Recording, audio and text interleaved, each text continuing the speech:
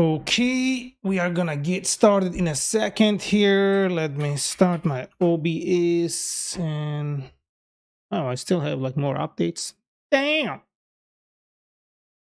Okay, let's run this.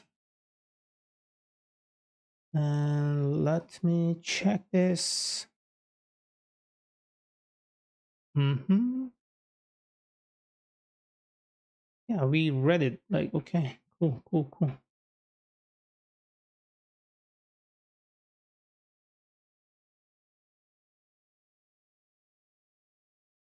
Okay. All right. So we can get started. Let's too many goddamn notifications here. So let's see what's happening. Oh damn.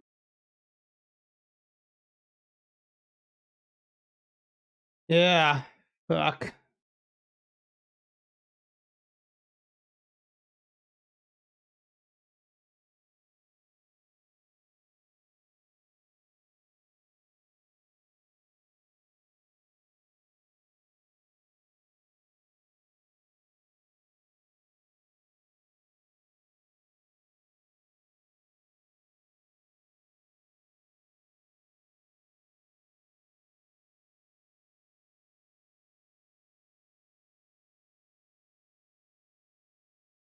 Turns out.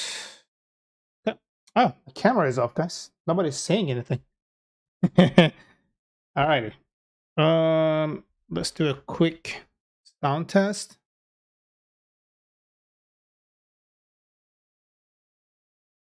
Okay. How does it sound? Is everything good? Can you guys hear me well? Hello.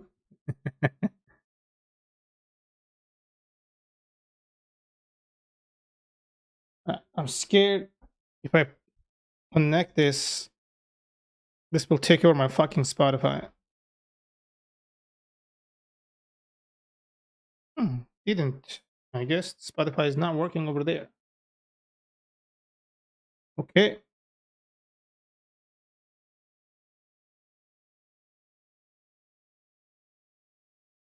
It is way too loud still, so let's lower it enough that you guys can hear me and the music is just in the background.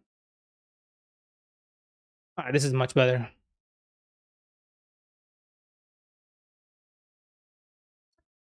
Just enough. Me likey. All right.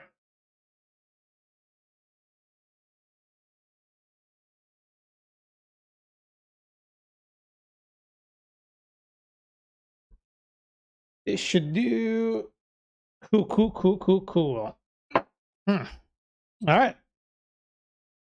Let's get started. I don't fucking remember what I was doing, so I'm gonna have to like remind myself what I was doing. Fake emo, thanks for the cast on fire, bro. How you doing? And welcome. Excuse me. Welcome, man.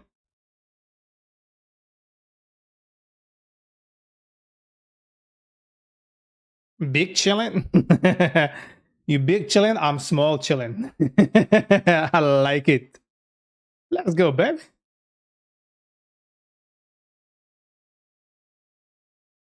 So I was thinking about doing this way. Let me see if this is any viable. And I'll simply see.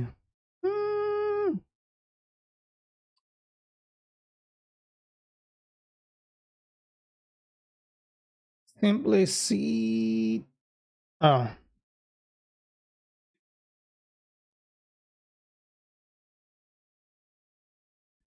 How big are they? That being said, the React package saves a tiny library, but combined with React DOM, it's 42 kilobyte of runtime we ship to the client. The final Next.js bundle says 79. React is a React alternative with the same API, but it's only 3 kilobyte in size. So React would be so much better.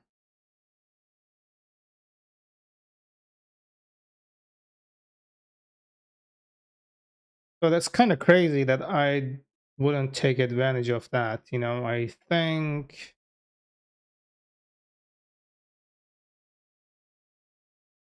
API size. Let's see what's going on here. 1 MB. No, no, no, no. API.js size. Not the file size, dude.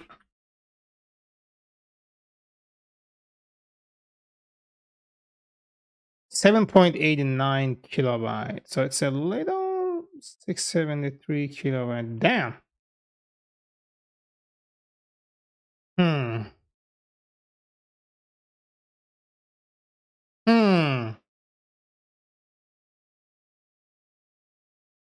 Hmm.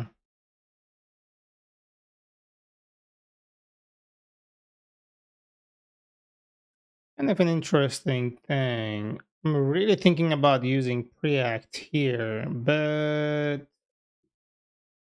this JS client. Does this come with a UI or not at all? Kind of curious if it would come with a UI at all. No.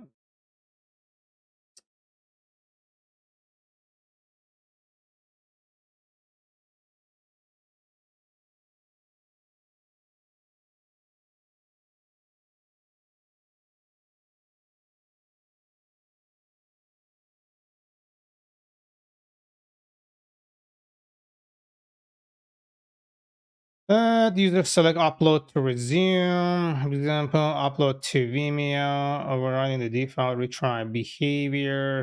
That's kind of crazy. Oh boy.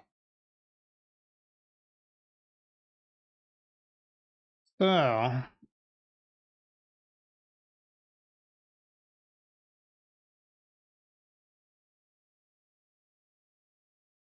this is gonna be challenging. Gosh darn it.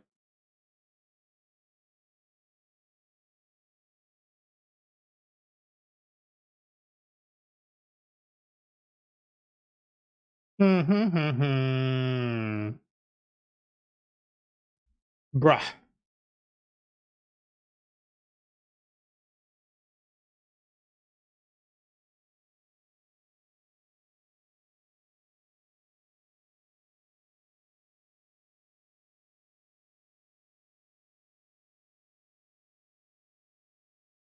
Welcome, everybody. Welcome, welcome, welcome. I'm trying to like come to a proper thing here. Hmm. Hmm.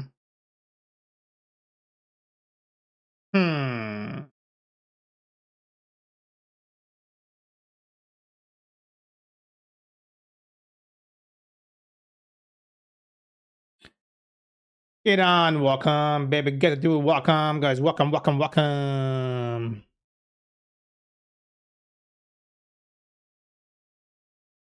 Musti, thank you for the T-shield. Let's go. All right. So let me launch this application that I had. Open recent Boto demo. Test npm. I think I was doing it on this one here, if I'm not wrong. Right. It's gonna take a second until it indexes, analyzes, and completes all the things it's supposed to be doing, and then okay, so there we go. We are in the right place here. So let's run this.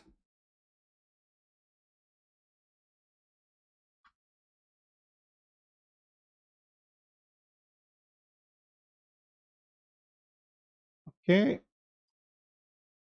npm run dev. I think oh npm use 18, npm run dev. Cool. Okay.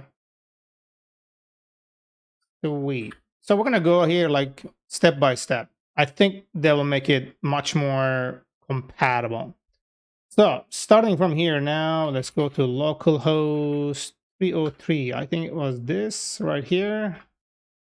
So what I'm doing here is I'm creating a UI using the API, but I think let's make it even better. API.js dashboard. Let's go API.js dashboard. I want the dashboard to open with a click rather than that thing appearing UI.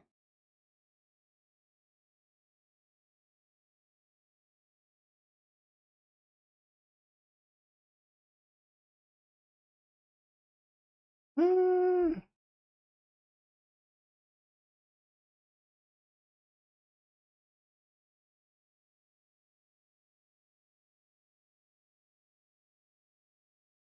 Hmm.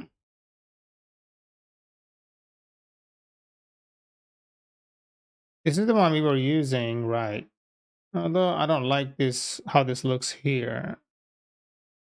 Because I want to have the user interface with us inside. API ID, target, and then the dashboard string, you can pass on classes. Wiper Gaming GZ, how you doing, man? How's it going? Hope you're having an awesome day. What are you working on today? So currently, I'm working on implementing this task protocol for resumable file uploader that uses my backend API to receive the incoming file and send it to target destination. Basically, that's what I'm doing.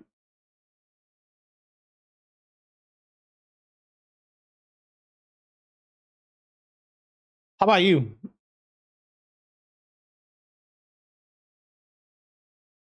How you doing? Super interesting. I hope so. Yeah, it's one of my it's my platform is gonna be offering that as a service. So I'm just trying to get it functional. When I finish this, it's gonna be enough for a demo, right? So when everything is completed, I could present it to potential investors, potential clients, and things like that. So they would get to see how it would work in action instead of like having to use their imaginations. I'm just trying to get to that level where I can say, yeah, why don't you have a look? So the thing is, like, I'm not understanding here is the dashboard. I want to use the dashboard, but I want it to open with a button click rather than, okay, let's see. Copy React dashboard open with button. Let me see if I'm going to try to do that. I'm doing awesome, man. Working on an update at the moment for my virtual assistant. Virtual assistant, can you tell me a little bit about it?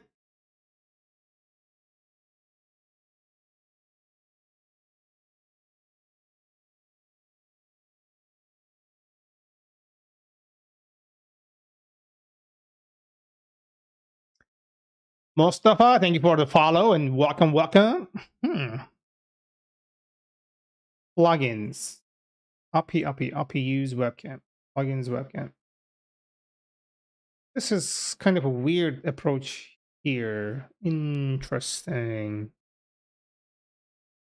This feels hacky to me, but I can't tell. Like, I'm trying to put my finger on why it is hacky.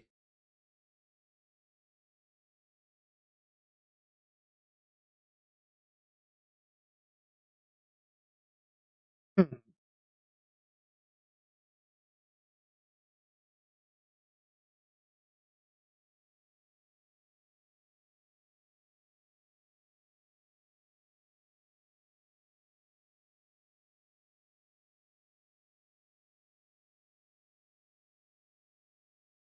API use state create API has a function prevent the state from recreating yabba yabba, and then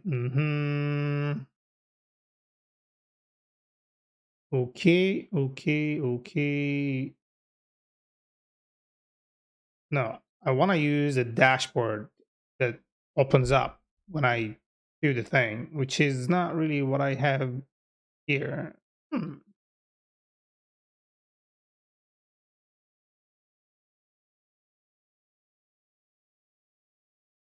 gonna try this and see how this works. So it's getting the webcam from API webcam. So the plugins here, I would think, I'm guessing it will be possibly one of the plugins.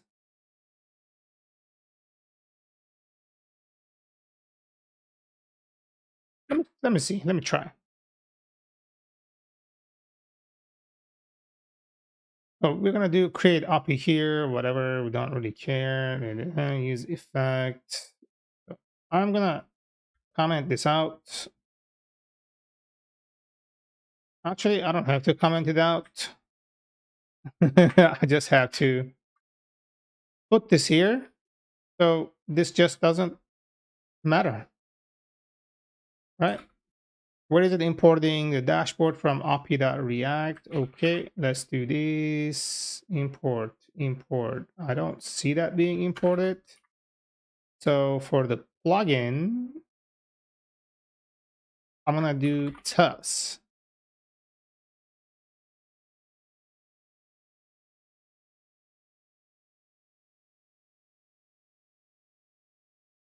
I built my own virtual assistant similar to Jarvis from Iron Man, but further down the line, I came to realize that there is a massive potential which provide access to information to people who have limitations, which is why they are unable to use the full scope of information which is available to the internet. It took me about 100 hours to build. Dude, this sounds like pretty extensive. 100 hours is a lot of hours to put in. Is that something that you are looking to, let's say, like monetize, or you are just doing it as an open source? Like, what is your end goal with it?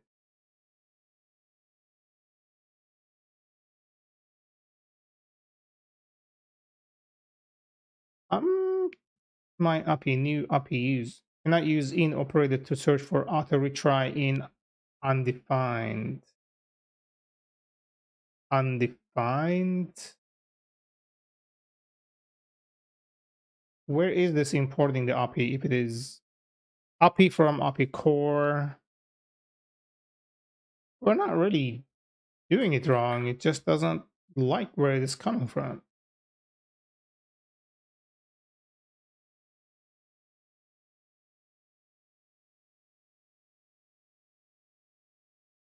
It is outside of the component. So what is your problem exactly here?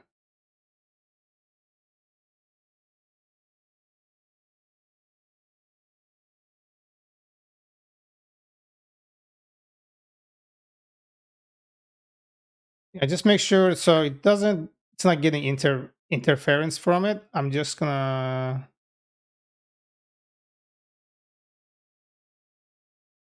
I now have over 25 different features with voice recognition, system embedded within the virtual assistant. It's automating tasks completely with pure efficiency with less time to execute a function. Dude, that sounds awesome. Are you like developing it live, or is it like a personal project that you are doing it somewhere else, like privately?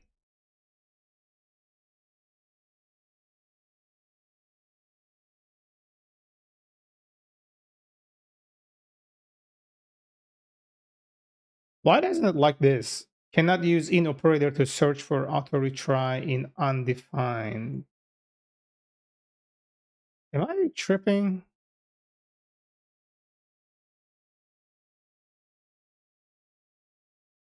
No, this doesn't make any sense. I think these guys, the documentation from this thing is kind of messed up. My headphones died for a second. Can you please repeat what you said?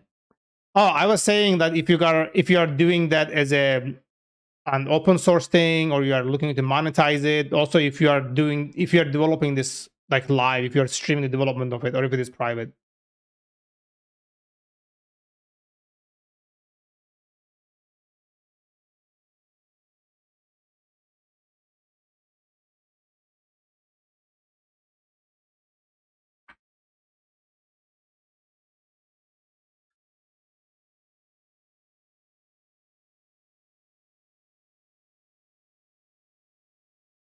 API, nope. We want to use TUS from API TUS. So we're gonna do TUS. I think this should make it pretty much okay now if I'm just following it. Oh no, API we need it from TUS.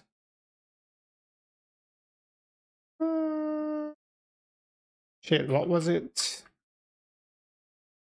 I wonder if there's a called dist here. Oh, sorry, TUS.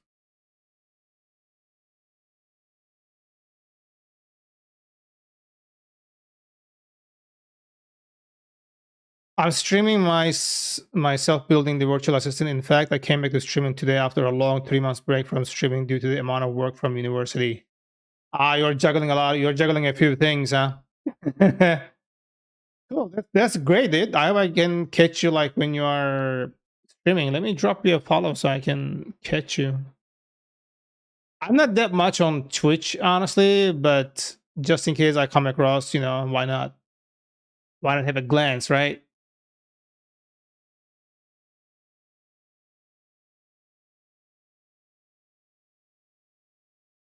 There we go. This is not the channel? Oh, damn. What is your handle then? I just followed your thing from the chat and dropped the follow to it.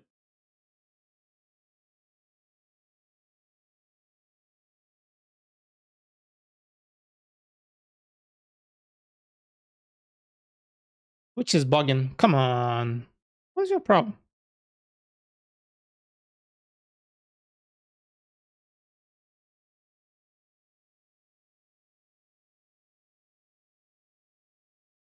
Code with Viper. Okay. Sounds like a Valorant agent Viper. I think you made a good decision, like having two different channels for different types of things, because I do both on my channel. All right, I dropped the follow to that one.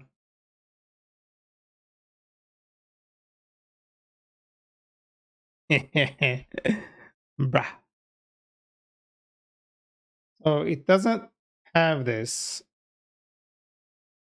Toss this style min.js when CSS. Was there any drag drop code this time? I wonder if there was like one for.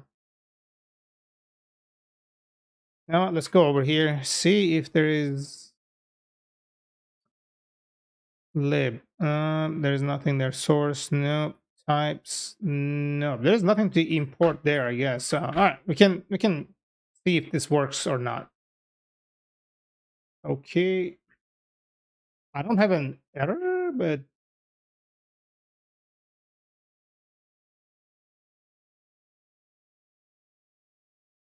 there's nothing in it. What the hell is going on? Oh, hold on. I'm getting a whole different error here.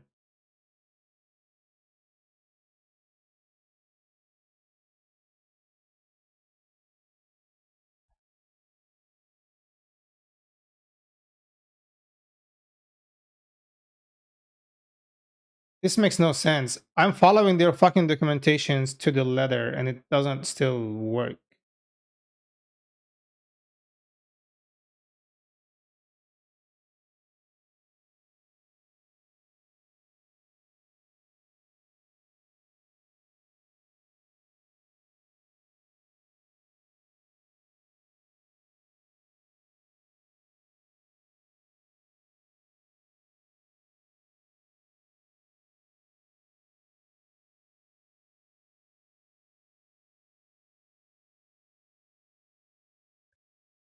I have no idea what this is. Am I doing this wrong? Dashboard can be used with other React or compatible alternatives such as React. Yes, I am. Dashboard props. What does it really need? Dashboard props, key in here, dashboard props in, dashboard props inner. I got that nickname in college because I looked like dumb kid who doesn't know anything. But when it came to coding in any language, I was able to build my project before my teacher even finished his lecture, and I used to go around the class fixing bugs. So they called me Viper in reference to the Viper snake, which is silent but deadly. Dude, if you are teaching the motherfuckers like, about programming, coding, yeah, you're not a dumb kid. It fucking takes brain to be able to code. I think their thing here is missing things. Hold on. RP dashboard React example. There's got to be some React file upload. No. I need to see the fucking code. Okay, let's see. There's code here. I feel like their own code is missing something. Where is the dashboard? Dashboard.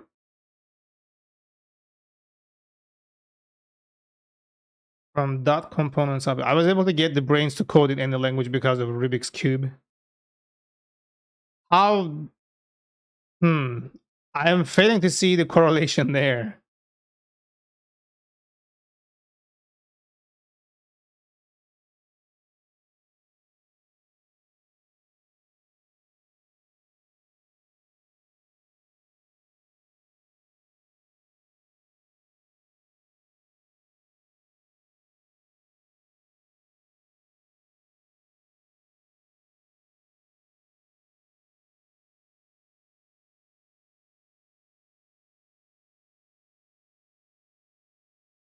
I have a 3x3, 4x4, 5x5, 6 ghost cube, and a mirror cube. No, I'm trying to understand how it help you get better at programming. Because I mean, the thing is, personally, I never fixed a Rubik's cube. I touched one of them a while back, but I never fixed one. So I'm just trying to see. Yeah, this doesn't even work. So could not find module in path. I don't think we not find index.js. So something got messed up in this thing. Okay. Examples. I think we checked this one. RP React dashboard. Let's check this one out. Maybe this will work. I think, okay, transpiling modules, drop files here, paste or browse.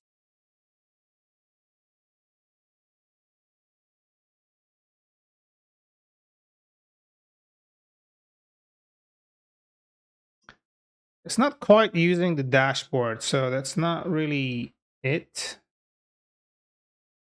React RP examples. Man, come on. I need a working example so I can work off of it. Working uploader. Components working uploader. And this looks like absolute ass. No, that's not it. Jesus, bro.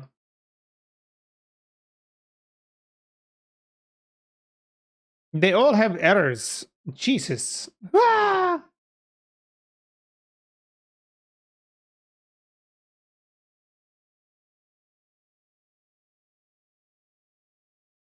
So this is dashboard. Okay, I have dyslexia, so I was pretty much forcing my mind to look at a specific situation from a different viewpoint so that I understand what I need to do to come up with a solution. Okay, that I can understand. And I'm sorry about the dyslexia.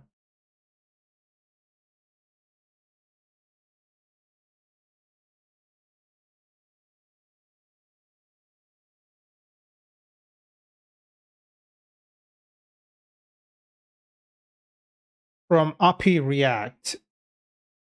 Am I importing it from the wrong place? This is where Rubik Cubes helped me out. Dude, that's That's amazing, honestly. I've never heard of that before. I didn't like it wouldn't even be something that I would be considering. That's because I am doing dumb shit. Export default function page. I think I just realized what I was doing wrong.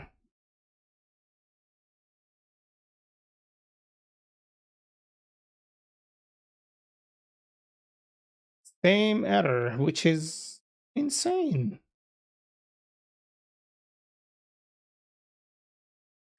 Dyslexia, I now see it as my strength rather than my weakness. Man, fucking love the outlook there.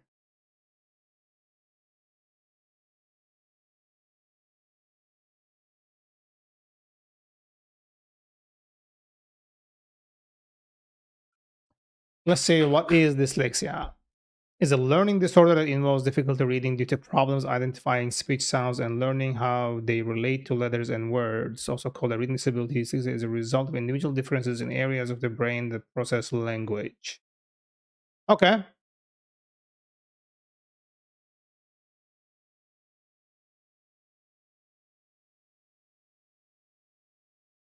The thing is, like,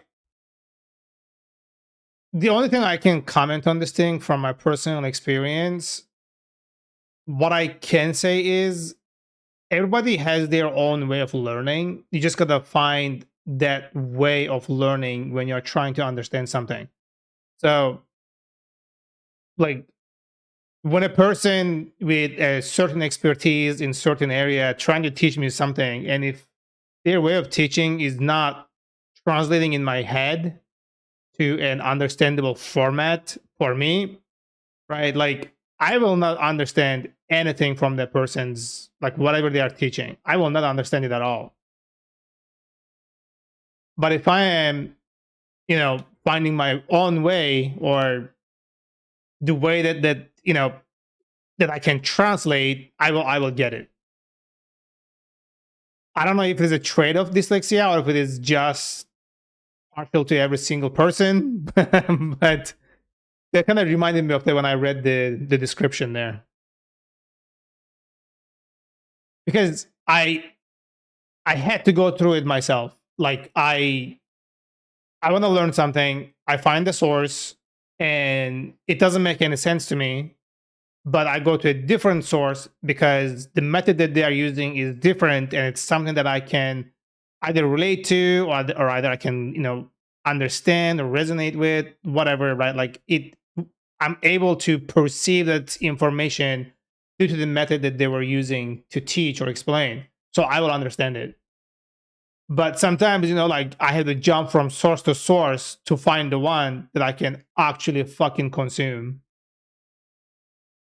It affects different part of the human motion. Gotcha.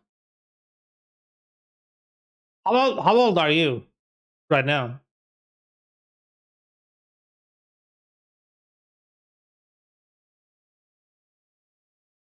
Huh. So why is this not working though? This doesn't make any sense. I'm literally using copy paste from their own.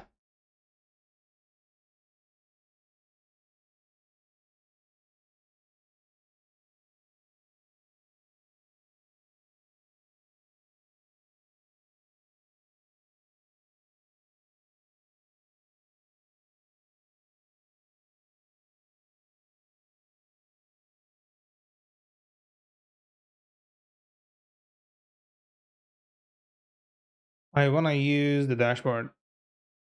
Such as some people have difficulty reading and writing, whereas some people have difficulty with typing, tying their shoes. You're 24. All right.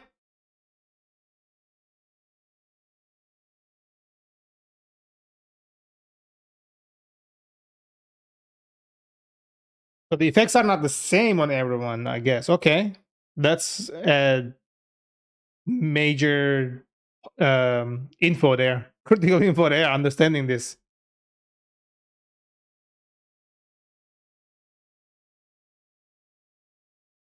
Also, have you played Valorant at all? I'm just curious if you've seen that agent that I was referring to with Viper in Valorant. It varies based on the person who has it. Gotcha. I wonder if I have it though, because not certain things are kind of like I can relate to. I'm like shit in my head. God damn it. Okay, let's do this search on GitHub. I'm guessing we're gonna have better approaches here. We're gonna do RP React example. There's got to be something. AWS S3 RP example. I'm not sure if this is using RP AWS setup or the signed URLs. No. Okay. Let's see if this uses app index, search worker, app components. Are looking at this header upload model button. Okay, there's a model. Guessing coming from here. Upload model button.js. Dashboard model. API. What the fuck? There's a dashboard model in API React.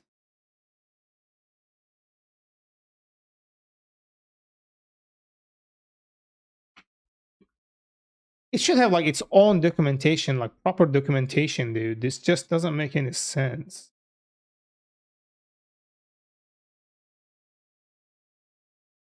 Okay, this kind of makes sense. Mm.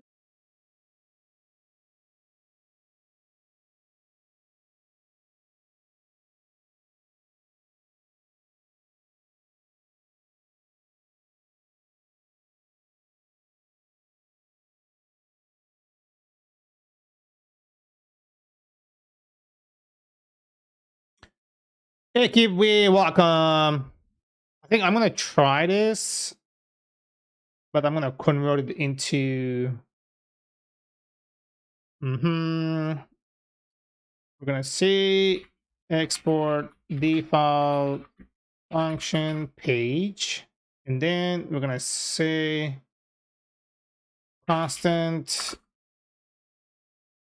is open set open use state. We're gonna say false by default. Import this for me. Thank you. Import from. So with me, I was struggling to read and write, failed high school, college, got kicked out of college because of my difficulties. So I started coding when I was 16 years old, and I have been coding ever since then. Dude, that sounds rough.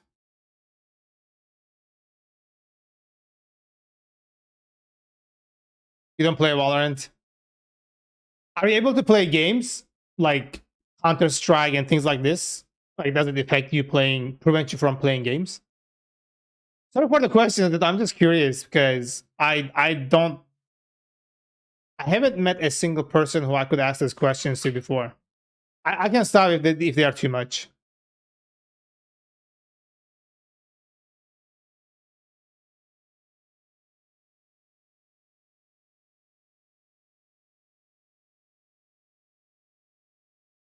It was. Yeah.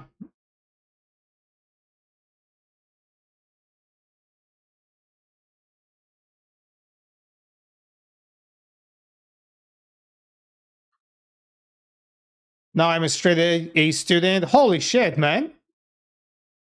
So how did you like turn it around to a straight A?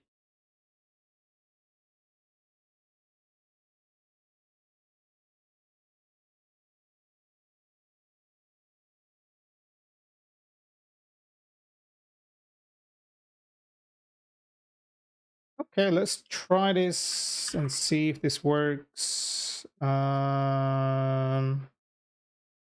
Okay, so there are some changes here, which is good. This works, although this looks like absolutely fucked up. How is this a model? Because this doesn't make any sense.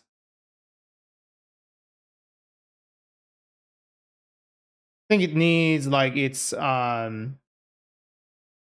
CSS files, I feel like. I'm gonna import these.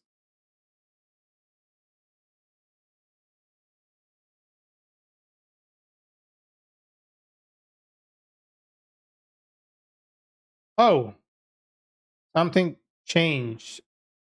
Although, what just happened? No errors. What are the CSS files? Dude, this should not be this complicated, yo, for real. Okay, okay, okay. So, like, when I started, it was hard for me to understand. So while coding, I used to solve Rubik's cubes while looking at the situation and trying to come up with a solution. Oh, what languages are you using right now? Like, with the what coding languages do you know? Do you do Python, TypeScript? Just curious there.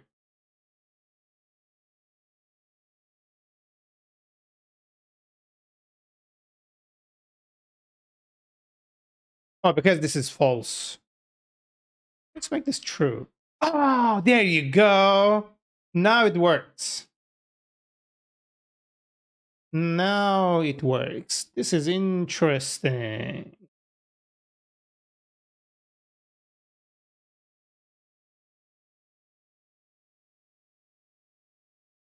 Okay, now this is interesting. Cool, cool, cool, cool, cool, cool, cool, cool, cool. So I had to import the CSS there for it to work.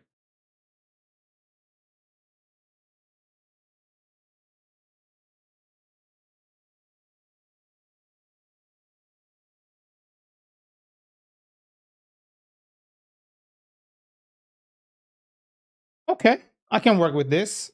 So hold on. Let me open up this here so I can. Okay, if I do this, okay, okay, I think this will work. If I do hit this, hold on, let's switch to over here. How come this doesn't respond? Oh, because I don't have a target. So hold on. I think here dashboard models, I don't know, React component dashboard model props. It should take some props, props inner key in. Okay, okay. Open on request close and omit to OP props dashboard options. Okay, plugin. I think plugins is one of them. There you go. So let's try to get I think it's us from OP React. I don't think there's a thing us.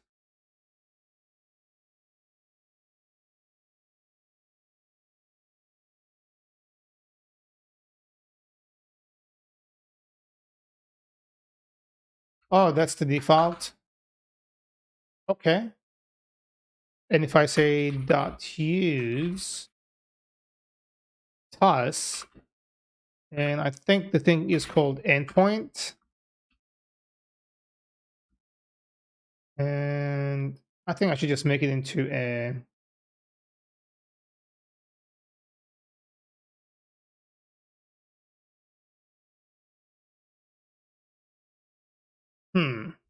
Let me try this one more time. There you go. So this actually is coming together. I like this, yeah.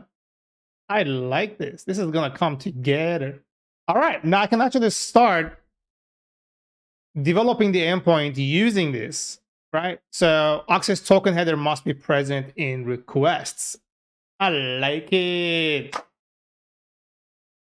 So once I learned how to code in Python, I have been able to pick up any language and I can understand how it works and build an application or software in that language with ease. For example, I never learned Python Kiwi, and part of my university assignment was to use that language and build a messaging communication app. And I built the whole app in about 3.5 days and got 90.9 for the whole unit because of my app and the detailed report with testing phase of the software development lifecycle. Dude, holy shit. Sound like a goddamn guru in that thing. Are you currently working like right now? doing software development or software engineering?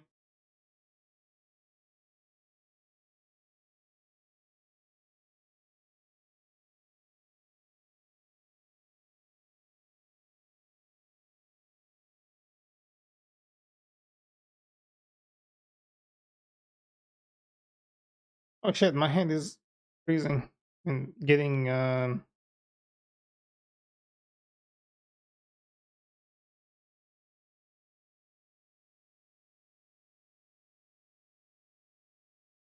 I can barely see anything from the sun hitting me right in the eye.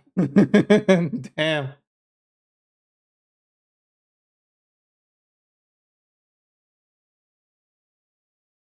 No job. I applied many places and all I got is rejection. Damn. Yeah, these days it's not so hot right now. I don't know where you are located, but I'm in Canada at the moment and it's not so hot right now. So this is good. Access token header must be present in request. Access token required. My code is coming back. It sucks. I know, dude.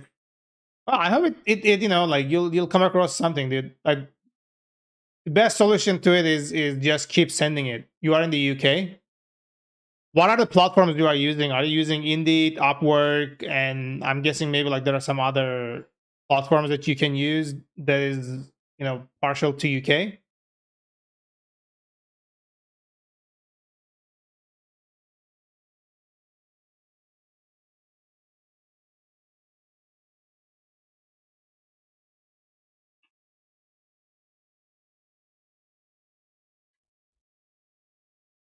So we're gonna take this. I'm gonna do task endpoint. We're gonna do this, so this should work. So I can still keep using this. Cool, cool, cool, cool, cool. All right, so this is kind of coming together. I like that it's a dashboard model. So yuppity yuppity.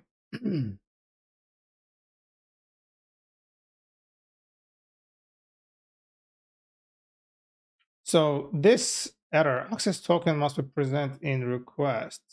Let's go find this. Which global search.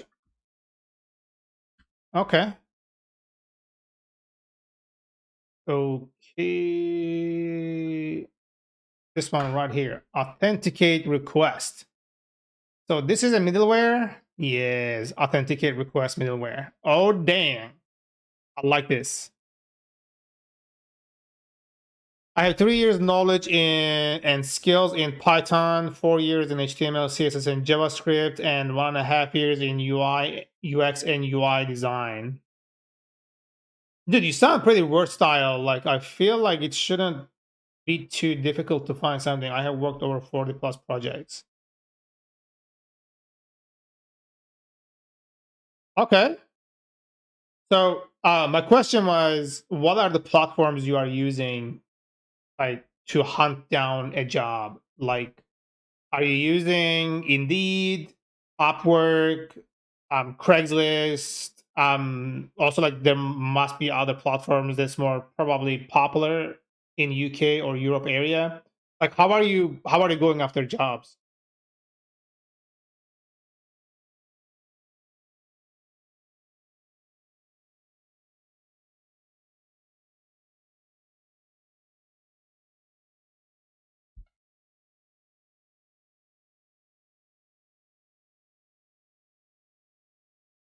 Hmm.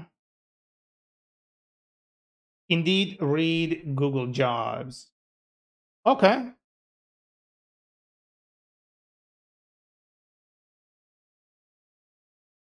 Also, like it seems like your experience is more around like web development, and I think I would also look into learning one or two of the front end libraries or frameworks like Next.js or Angular. Or I wouldn't invest that much time into Vue honestly, but I would definitely learn React for sure, and then Next.js.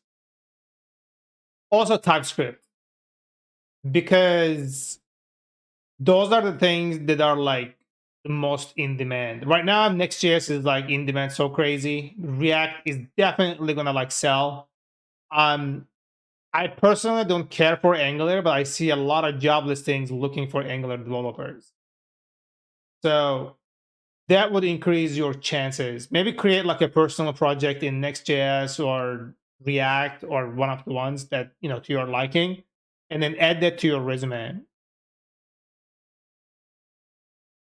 Because I almost never see job listings that simply only asks for the knowledge of CSS, HTML, and JavaScript, because no one in their right mind would just use pure CSS, JavaScript, and HTML to create a scalable project, because it wouldn't scale. It would take like tremendous amount of work and time, and it would be just like money down the drain. So I would definitely like put some time into that, because it makes you more desirable for sure. I mean, your skill set more desirable for sure.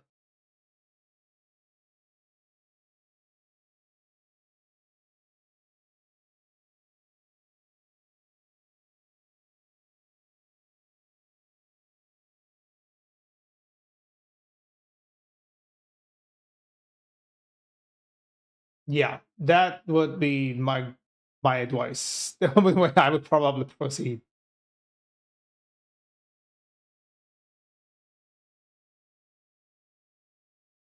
Mhm.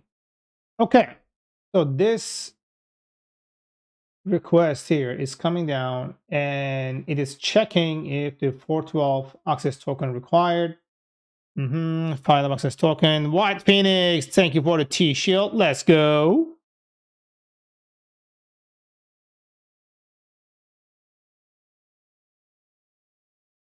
Hmm. I applied for a front-end developer job, and even with 4 years of knowledge and projects, they wanted me to show creativity. So I showed my UX, UI design skills and my virtual assistant, and they rejected me. So yeah. I mean, this is the thing. Like, I think I wouldn't get discouraged because of that. Because what's gonna happen there? You're gonna apply to like 20 jobs per se, right? Maybe you're gonna get response to 3 of them, and then maybe they're gonna do a second interview with like 5% chance, right? So you need to approach it like mathematically.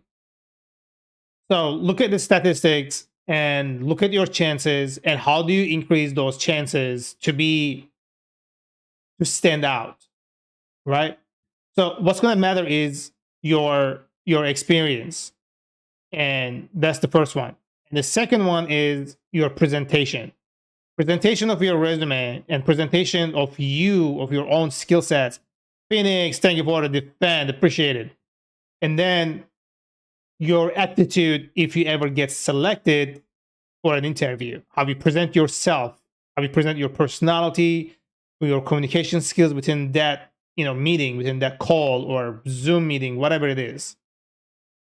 So you need to like look at those things, all of them, and then see or come up with a way where which best improvements you can introduce to increase those odds for yourself. That's what I have done in the past, and it worked tremendously for me. Also, if there are like any recruitment agencies in your area, I would definitely uh, send my apply to the jobs that they have and get into their databases, because what they do is they will have all these clients looking for engineers, and if they have you in their database, you would be one that they would potentially consider reaching out if any of the skills that you possess is a match to the client's requirements, right? So you need to like spread the word about yourself as well. But if you reach out to recruiters, it kind of they do the work of like putting your name on the table for you. I learned React.js before. Unfortunately, my laptop is not strong enough to run React because my laptop just heats up. Yeah, that sounds like a bummer. Are you like what are you developing on? Are you is it Mac, Windows, Linux? Like what are you running?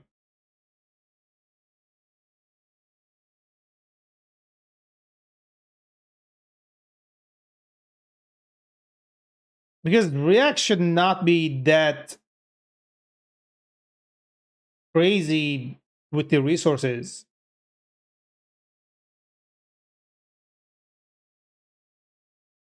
But I think npm does use some resources for sure.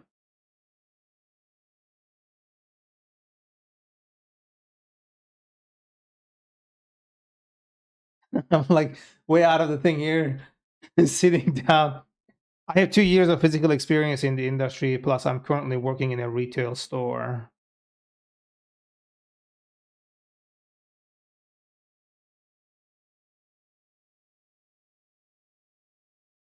Tristan, thanks for the T-shield and thanks for the defend. Appreciate it. Yeah, I feel you, man. Just waiting for the right time. I would just keep applying. Modify my resume, make sure like it is, like it has what it needs. And then I would just modify it to the best possible presentation of it and then go from there.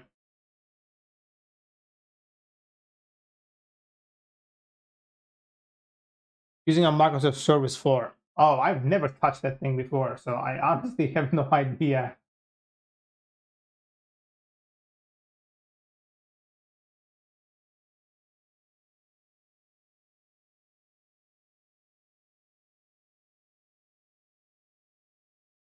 Windows 11 OS. Thanks for the defend. Appreciate it.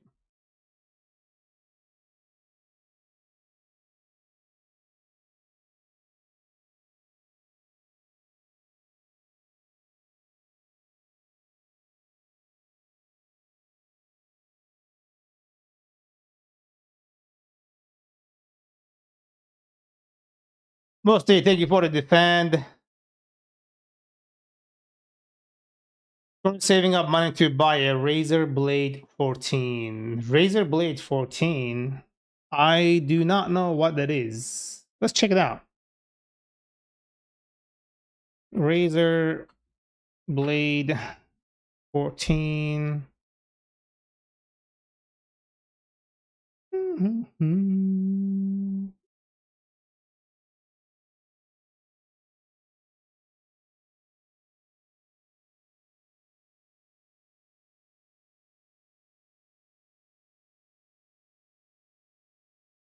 Fuck off with these pop-ups. Jesus, man. Oh my god, no. It's a fucking cancer, bro. What are the specs?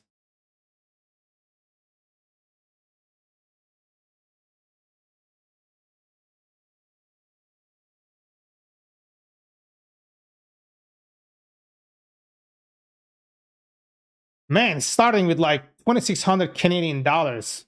Damn! That's a lot.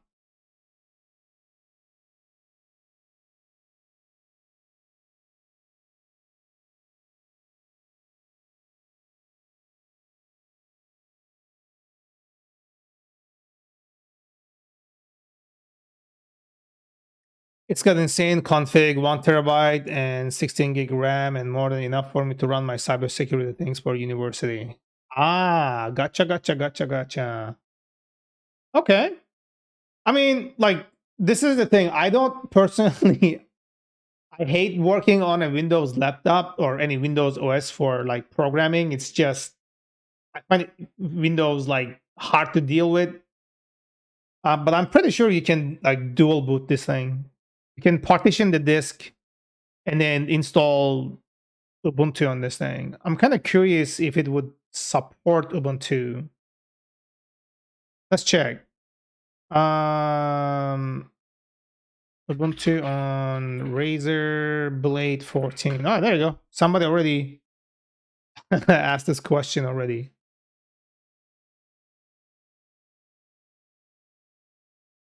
TLDR, everything seems to work. Internal mic and plug-in audio, jack mic don't seem to work. Sound card driver issue, Bluetooth headset works fine. All my success getting Gene Linux working on the new Razer Blade. This is the mid-20 version, and yeah. Over here, the bare minimum is $1,400 price. That's pounds, right? Yeah, I figured because it's more expensive here because Canada like adds a lot of taxes. Like there's a lot of taxes in the Canada here. So pounds, yeah. If I'm to like take this thing to things, like this is gonna take a lot. This will be like all about taxes. Yeah, this contains the taxes.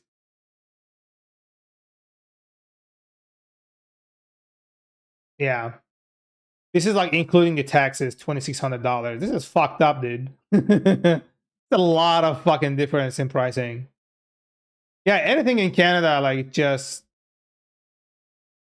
yeah.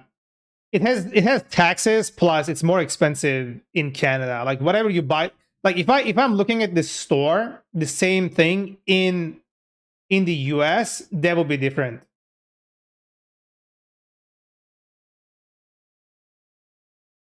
So if I'm looking at this in US, that will be different. So I'm gonna change this to US.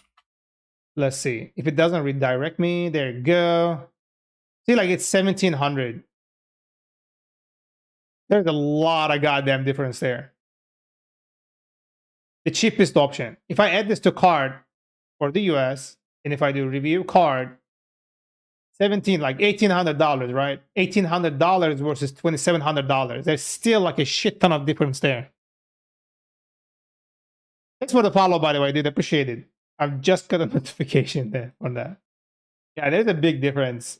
Because I used to live in the US and I would buy everything with US dollars and things made more sense.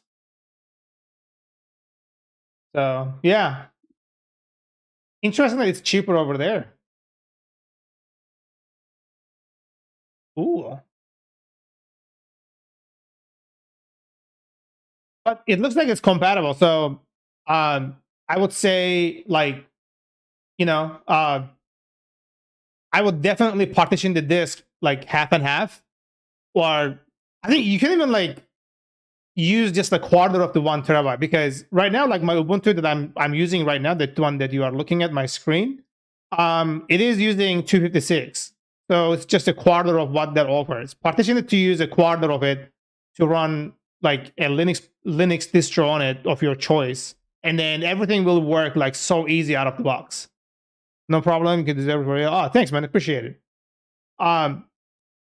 And you can still, if you want to just do, if you're comfortable with Windows, I think it doesn't really matter. But if you want to explore and get more familiar with, you know, like Linux environment, because most of the code that you write, especially around web development, they get deployed to Linux environments.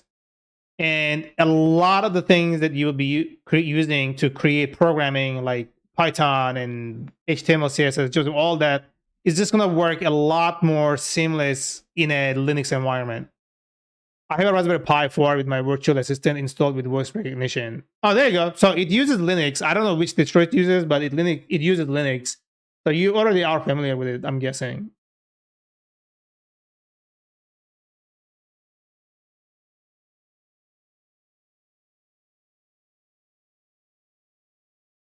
I've been thinking about getting a Raspberry Pi myself, like to do some experiment on like hardware. Also run one as a server too. Yeah, the OS is Linux. I don't know with which distro it is. Let's check this out. Raspberry Pi Linux distro. I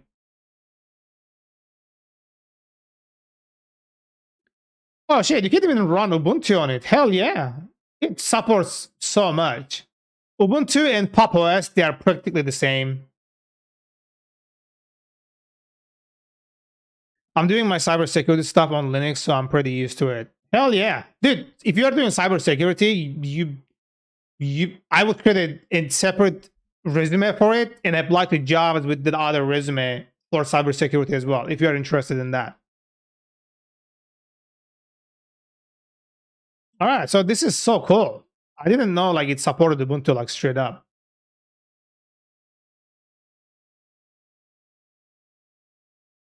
That is amazing. I like Ubuntu. Ubuntu makes me happy. I've been using it, I don't know, since Ubuntu 16. Yeah, Ubuntu 16. I started with Ubuntu 16 and I've been using it ever since. Right now I'm on 22. How much longer are you going to be online for? At least at least 3.5 hours. At least 4 hours. Oh yeah, yeah. Go ahead, man. Go ahead. Did you hear about Astro? I've been using it for a couple of days. Astro, no. What is Astro, fake email?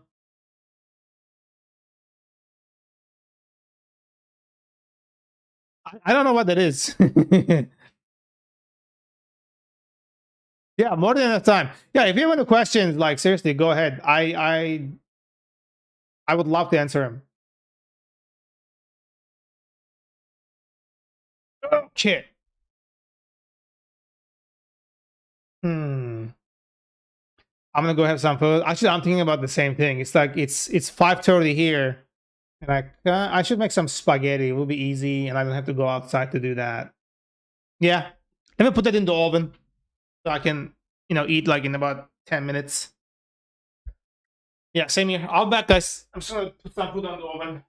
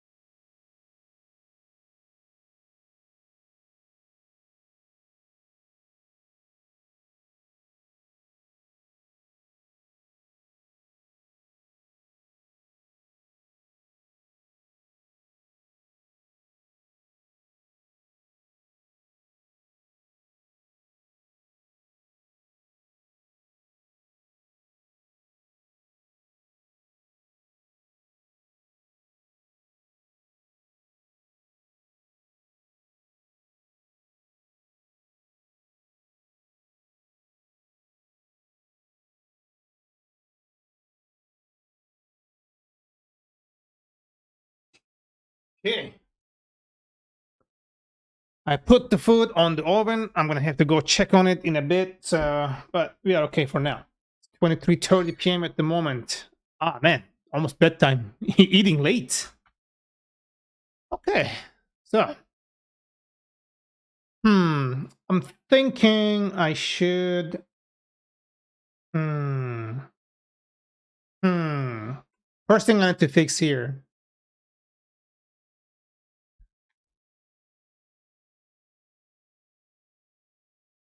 First thing I need to fix here is what am I fixing here? I forgot to.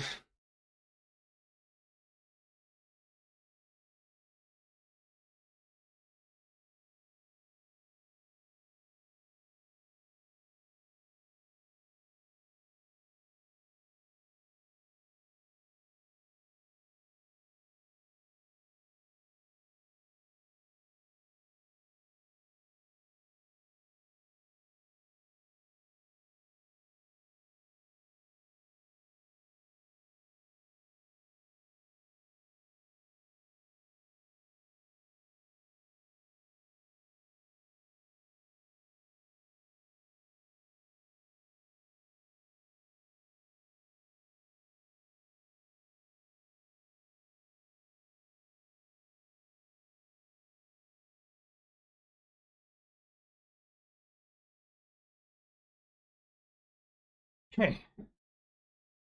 Blitz UA, thank you for the follow and welcome. Let's go. How we doing? Hi, hi, hi, hi, hi.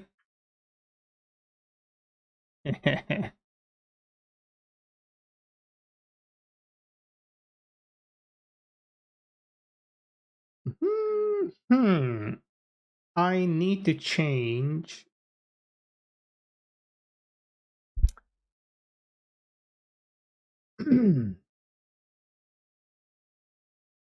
Yeah, I need to change this. This needs to get updated. So I don't know if I should write an entire new endpoint for this, but regardless of the situation, I need to request is start with okay. Okay. Hmm.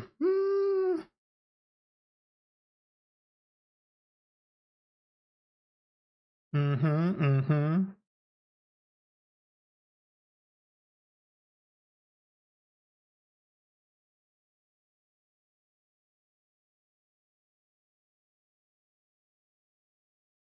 API CRAD. API CRAD. API CRAD. Verify access token. Access token. Access token required. Okay. So Waltz Blitz UA. Thank you for the firewall, man. Appreciate it. Thank you. Thank you. Thank you. Thank you so much. Thank you for the follow and thank you for the support, man.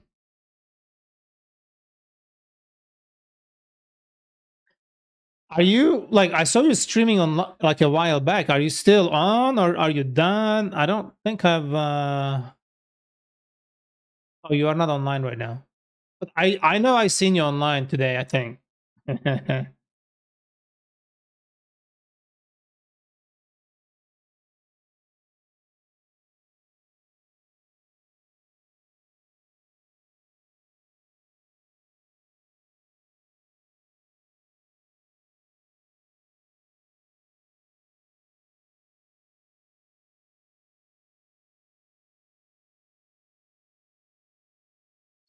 Mostly thank you for the dates and the chocolate and the hype.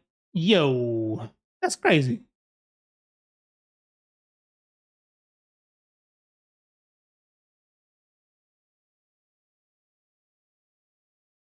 You're offline? Yeah, yeah, I just saw that you're offline.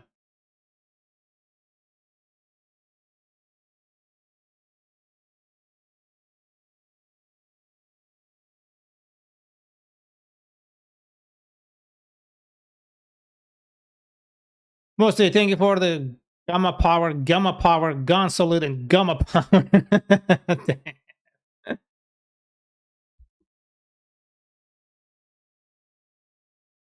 I see that you're playing a lot of, what is it called? World of Tanks. How do you like that game?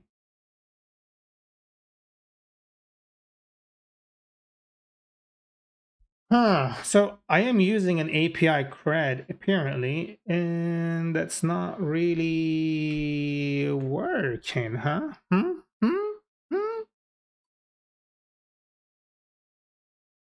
Verify access token, storing all the API access tokens in this table. Tokens are to expire in, okay, expires in 120 seconds. Active, user ID. What the fuck? Why does it have a user ID but it doesn't have a user?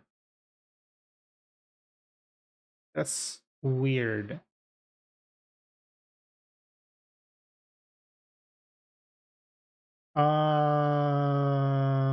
Access token.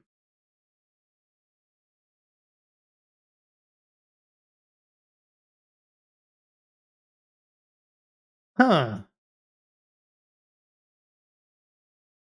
I think it's because I remembered it. I think it's because um this is using a different database table. I think that's why.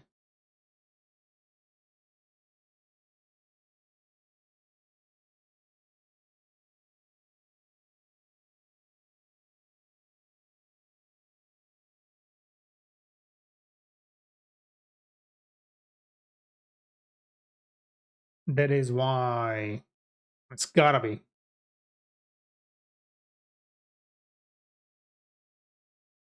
Hmm. Okay, you know, what is it? What did I call this thing? Beaver. That's the one that we are using. So let me check this out. Repeat, please. My English is not very good. I understand, but I need to go slower. Oh, how do you like the game World of Tanks that I see that you are playing a lot?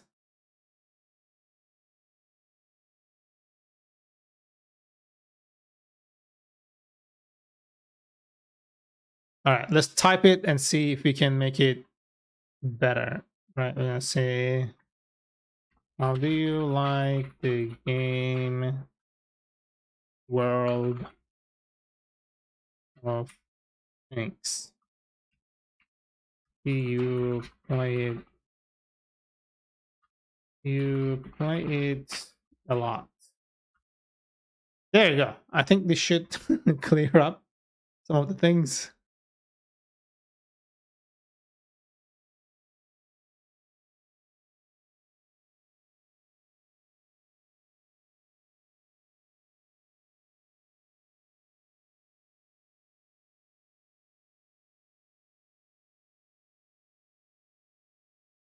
Okay. I think I'm gonna have to open this off screen because I don't want to expose my env here. So let's go over here and then I'm gonna do cat dot env.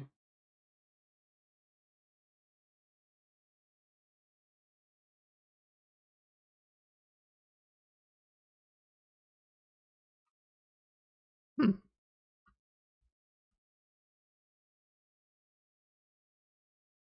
Yes, right better.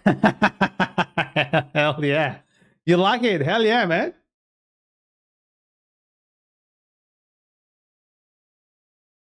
That's cool. I just don't understand like how it is so popular because I see it like a lot of people playing it on Trovo. World of Tanks. Not thanks. I made my own typo there.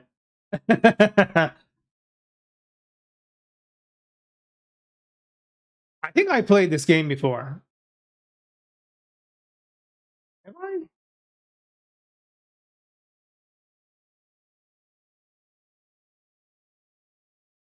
12 years. I think I played this, dude.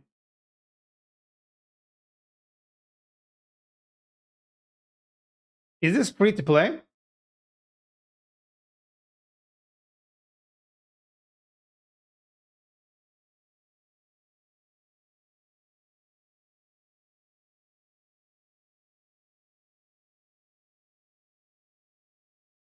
It works on macOS. Oh, damn. It works on macOS, but it doesn't work on Linux. All right. I'm not surprised to see that.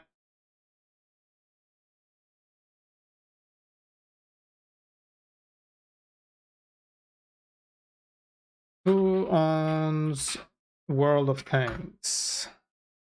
Victor Kisili, Wargaming Company.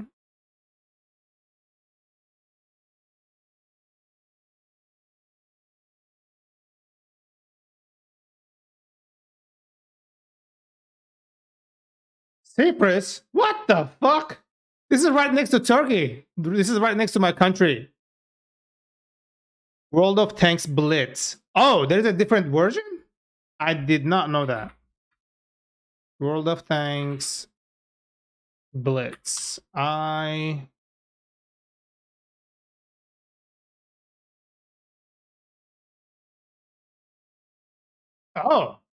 yeah, I did not know there was a difference. I did not know there was a difference there.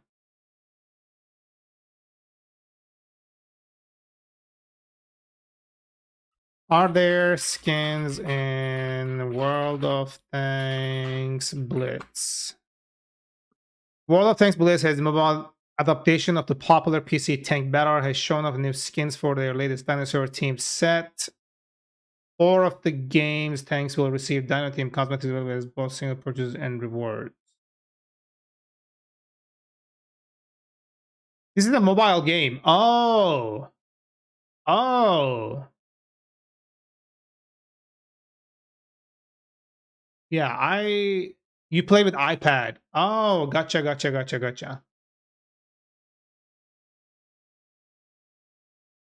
Yeah, I did not know that. I did not know that this was the mobile adaptation. Ah, interesting.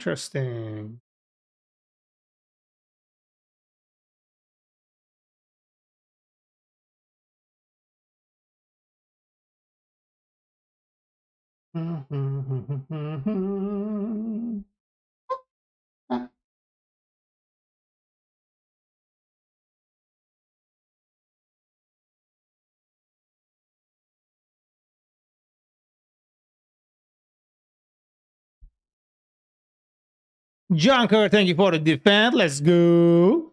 Get it. Okay. Now we learned about World of Tanks. I can go back to the code. What was I doing? I don't remember what I was doing. But anyways, so going back here, yeah, I definitely need to update this because the authentication here is kind of problematic where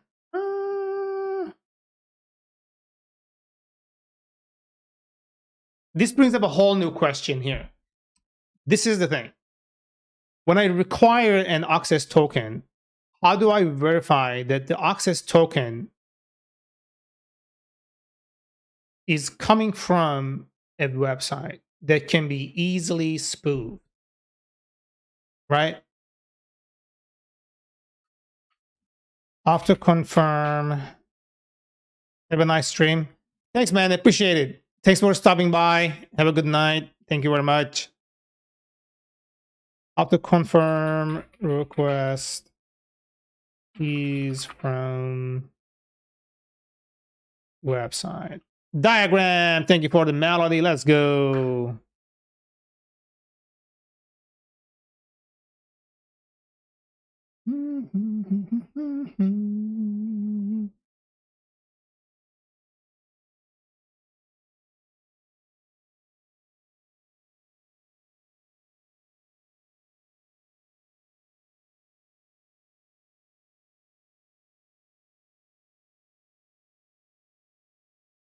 Spoofable. We can take pen request duality. Request duality is the same in many requests. It can possibility request is come from a script. Very vague. Doesn't really make guarantees.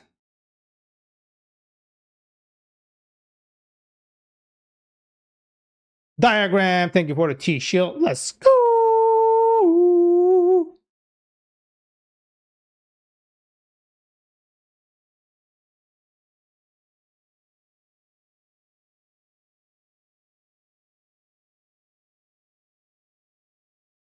Mm-hmm.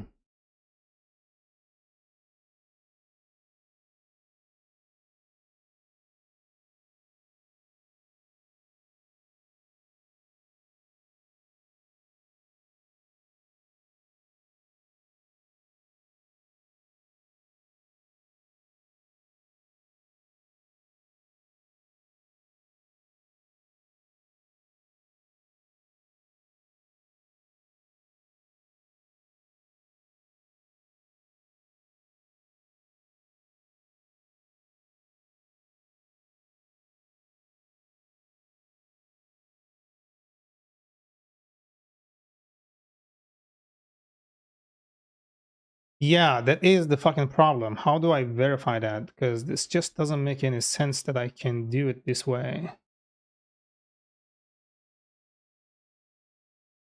Dun, dun, dun, dun, dun, dun, dun, dun, dun, dun, dun, dun, dun.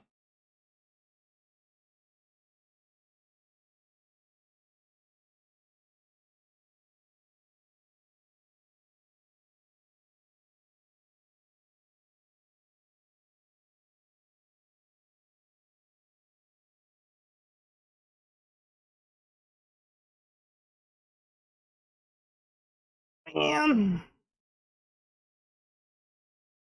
Musti, thank you for 1, 2, 3, 4, 20 fucking. Damn. We lost it, but it's okay. Thank you, thank you, thank you. Thank you for the support, guys. Appreciate it. Hmm.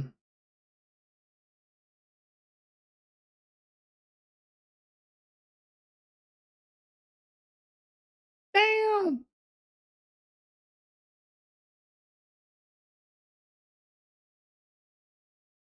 We hit level 8, level 7. What is level 7? Oh, level 6. Misread it. So we got, what exactly did we get here? Where is this thing, dude? No, fuck off. Trying to get to this thing.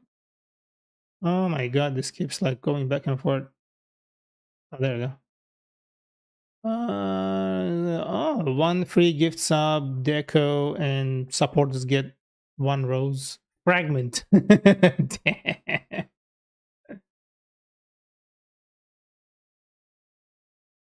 That was rough. Oh, okay. Oh shit. I have to check on the food. Guys. Forgot.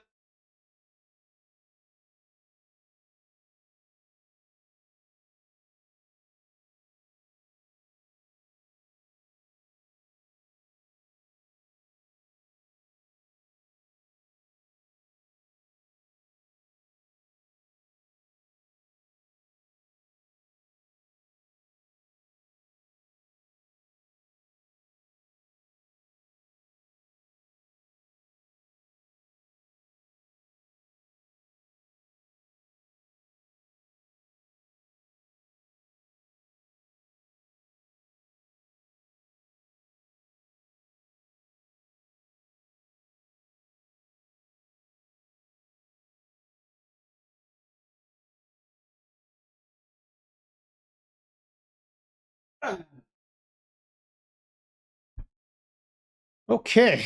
So this is if you need very strong authentication, then you'll have to have your customers generate a time-limited signed token on the server side, which the user then passes in their request to you. Basically, each customers would have a secret key on the server side, and they'd use it to encrypt a message, including a time limit. You can check that by decrypting it when the user passes it to you. You might be able to leverage something like to do this. The advantage of this is that you can't do this completely on the server side, so your customers might have to make changes to their application. Uh-huh.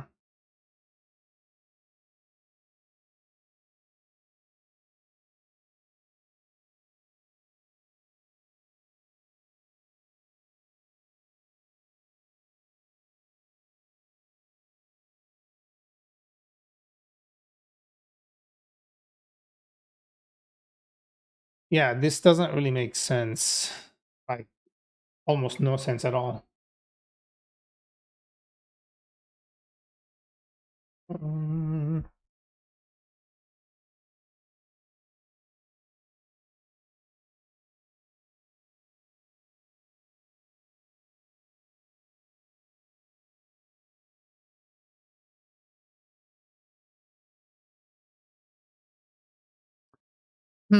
There's gotta be more. Verify the requesting domain. How do you verify?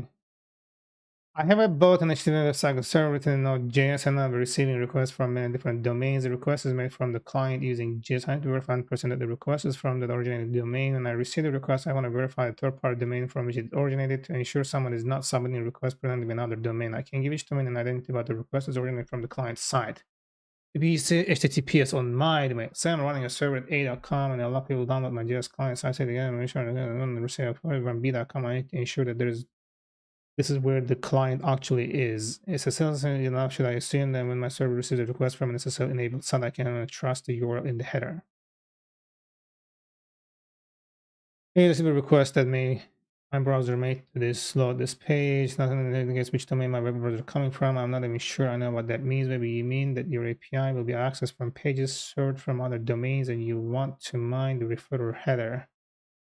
Yeah, when the client server authorization means that there is no security here. Client can't. Yeah, you can spoof it. Like this is as easy as that. Mutual out, client out. It sounds like the solution you're looking for is an authenticated TLS, which is designed to force the client to prove its identity before the server will open a connection.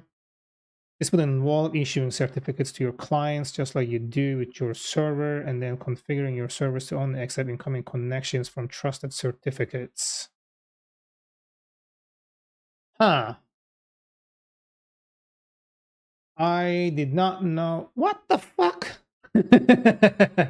Come on.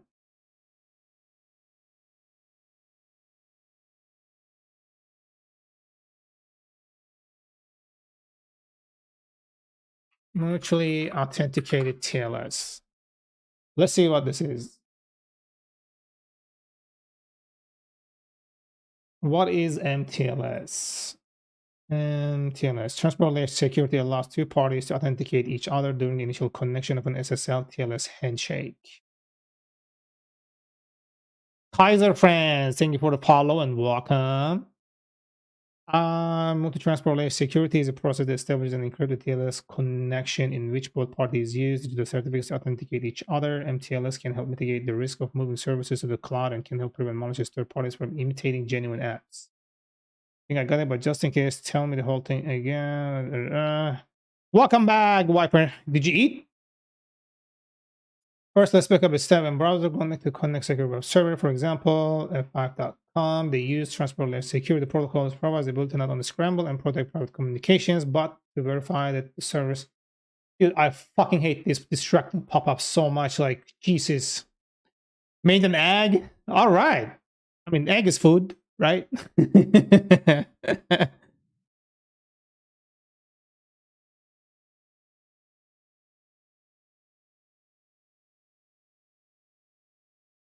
This provides the ability not only to scramble and protect private communications, but to verify that the server browser is connecting does indeed belong to F5. We may never have visited F5 before, and yet our web browser trusts the site's identity from the first moment we visit our browser and server authority, which creates an issues external digital certificates to website owners once they prove they own a domain name.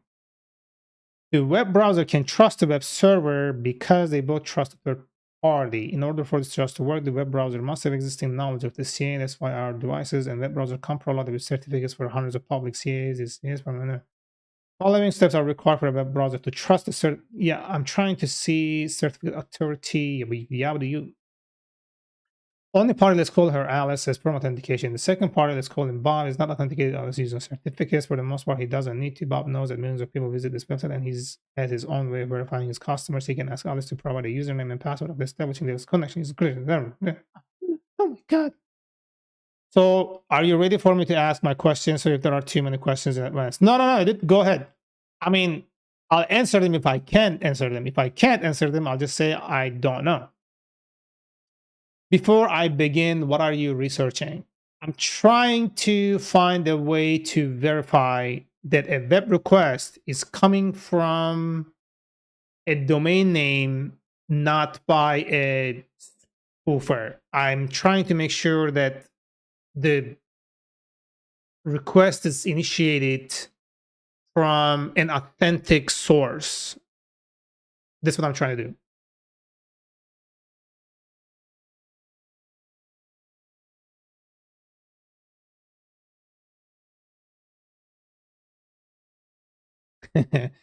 Basically, when you're making an fetch request or XML HTTP request, you can access the properties from the client side as in the domain name, or within the headers from the referrer name, right? Like you can check those. However, those can be spoofed. So I'm trying to verify when I do an authentication, that authentication is coming from a specific domain name or initialized on a specific website when they're consuming my endpoint. So I can trust it. That's basically it.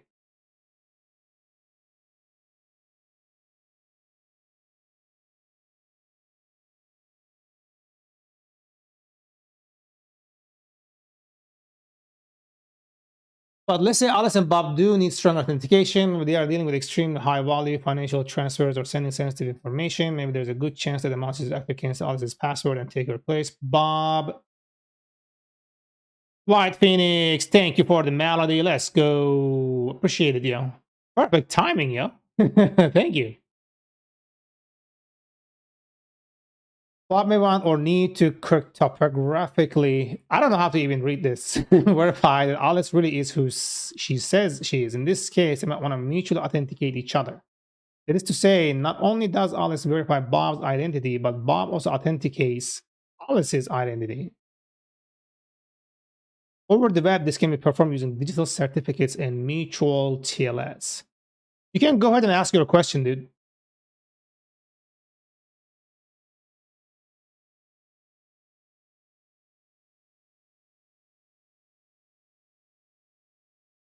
Is MTLS a new protocol? Not at all. Much of making as part of the standard and has been part of the specification since it was called Secure Socket Layers, and a web server that uses TLS to secure its traffic should be capable of mutual authentication. Glider, thank you for the melody. Let's go.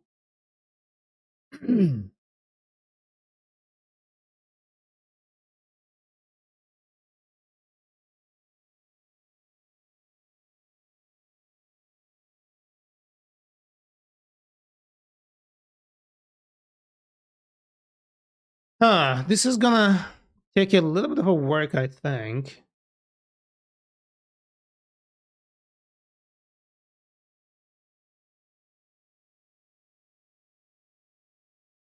Then I have to check if Let's Encrypt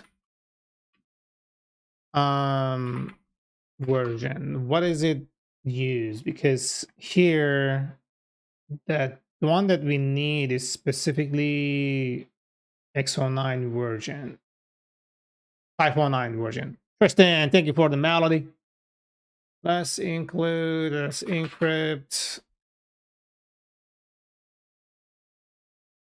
Rodopcon, thank you for the T-shield. Let's go.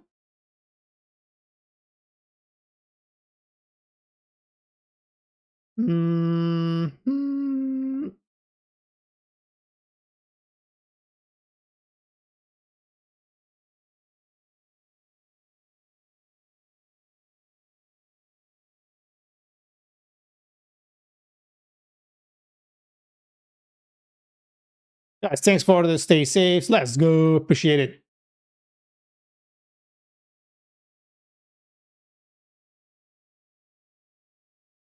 Trying to create a small CA issue a CSV from a server, sign it, and listen and use the design certificate if possible. I would like to use one way or two authentication as explained here. This is only possible with self-signed CA or CA certain with authentication using a second certificate from Let's Encrypt. Please confirm. Flapwall, thank you for the T-shield, guys. Thank you. Appreciate it.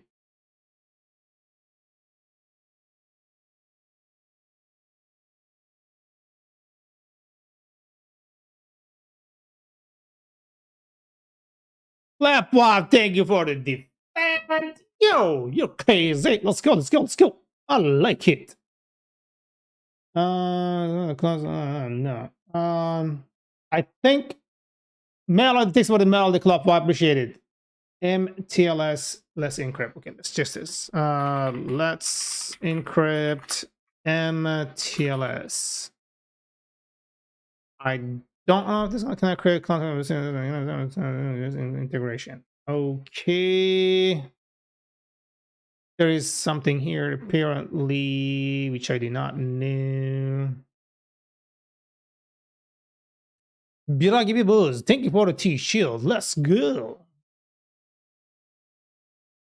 Guys, thank you, thank you, thank you. Thank you for joining. I appreciate it.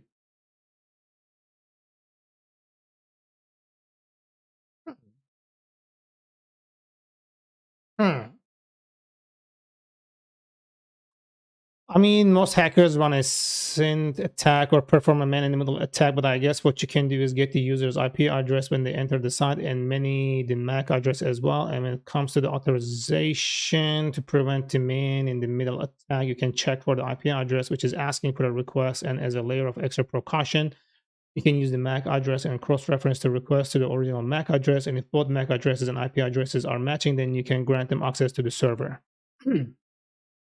I gotta read this one more time. I gotta read this one more time. There's a SYN attack or perform a man-in-the-middle attack, but I guess what you can do is get the user's IP address when they enter the site and many the MAC address as well. I think you meant match, and when it comes MAC address.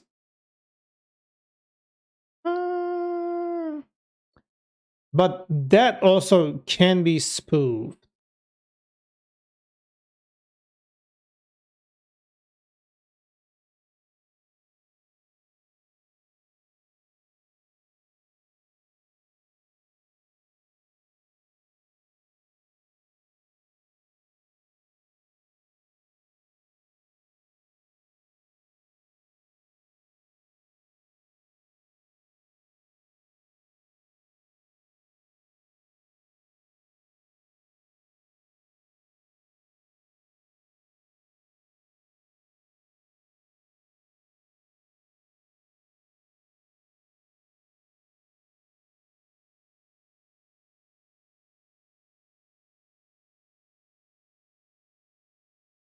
Curious what this is. Why the fuck do I have to log in? What the fuck are you talking about? Or the API. Imagine you can grant them access to the server or the API.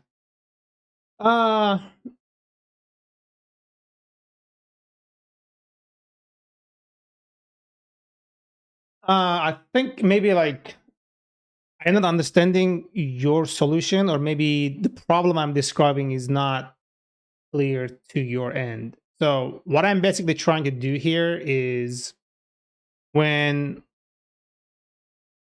my endpoint receives a request from the client, I need to ensure it is in fact coming from a browser, a web browser. That's I have to prove that. And the web browser is served through a specific domain that is assigned to that user's key. Kaiser France, thank you for the JM Boppy. Yo, you're the first one to use my custom. I appreciate it. Thank you so much. Oh, thank you. I appreciate it. So, because a lot of the things that you can capture from the request headers, they can be spoofed from the terminal or certain apps and things like this. You know, I have to find a way to verify that in fact the incoming request is from a browser and there is nothing malicious about it. So how can I verify that an incoming request is actually coming from that particular domain served on this particular browser or any supported browser?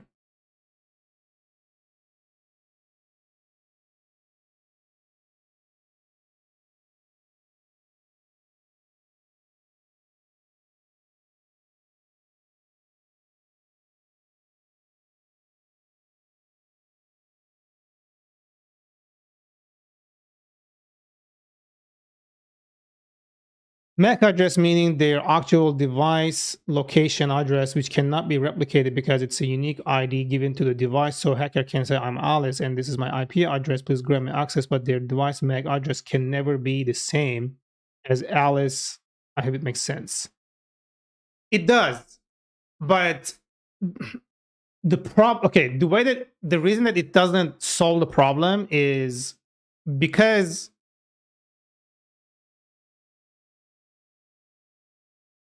how do I put it to words? Sorry, I'm trying to find a proper way to explain this.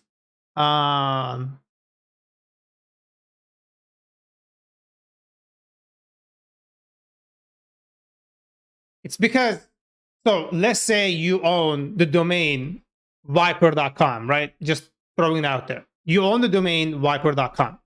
And on viper.com, you are implementing your code to use my application services. So you acquire an API key and API secret, but you cannot expose your secret, but you still want to be able to upload files on your website. So you use my services to do that. And I tell you, okay, you got to go create an API and secret on my platform. So you do that. And the second one is you go ahead and acquire that key and secret you just created after you created an account. That's also great. Now, what's left to do is you need to make requests for each user, each visitor coming to your website and trying to upload a file. So the challenge is every time a new user or visitor comes to the site and tries to upload a file using your website, right? For every request incoming to my server, I need to find a way to verify that the request is actually coming from this particular website. Doesn't matter the client's hardware MAC ID because that is irrelevant to the verification.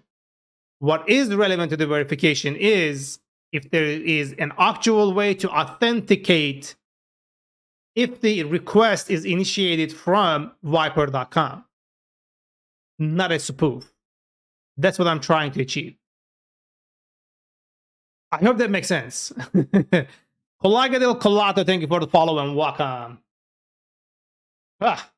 One sec. I'm gonna go check on my food. I don't want it to like boil over, so give me a moment, you guys.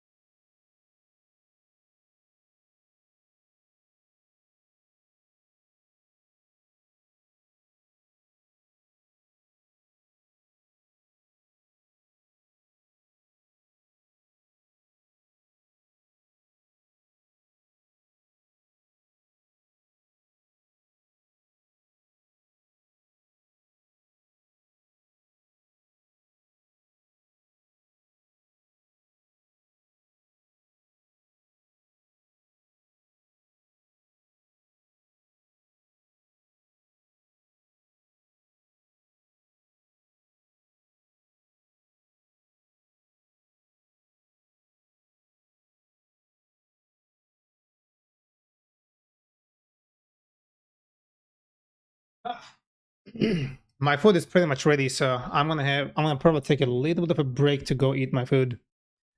I guess you can filter the request and make it so that it has the domain location as the source input. That I might suggest a few things with the help of what I have learned from my cybersecurity course.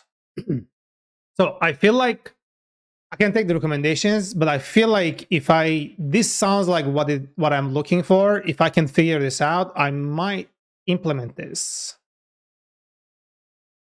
So it would be too hard to do that. That would be safe. The only difficulty this would introduce is if the user installing my services onto their website. I wonder if it would complicate that installation, because it should not be complicated. It should be straightforward and easy.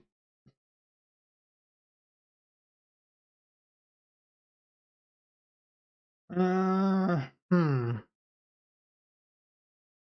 JavaScript, MTLS.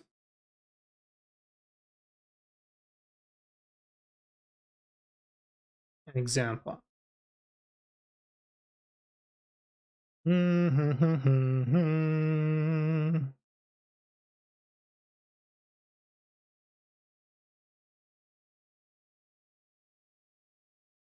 mutual TLS on the client side with Node.js. So there is apparently a thing here.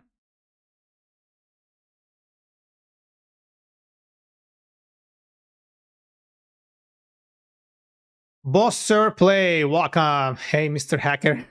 How you doing, my dude?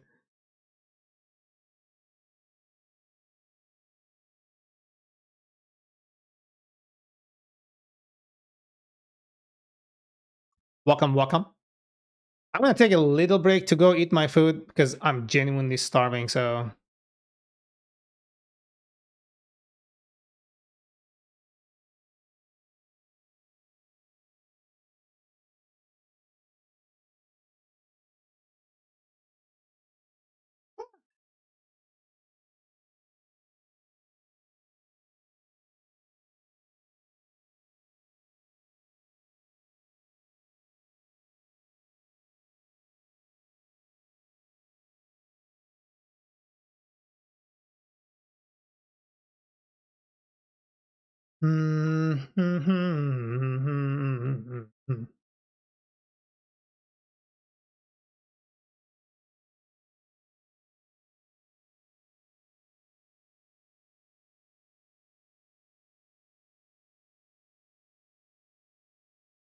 Alright.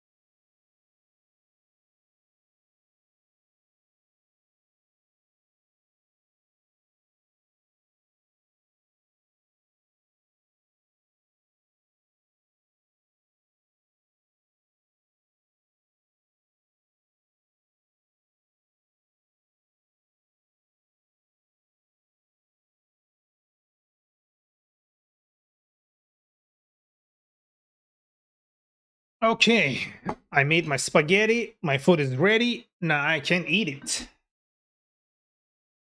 I have a question. Hold on. Let me turn on my camera so I can eat in peace.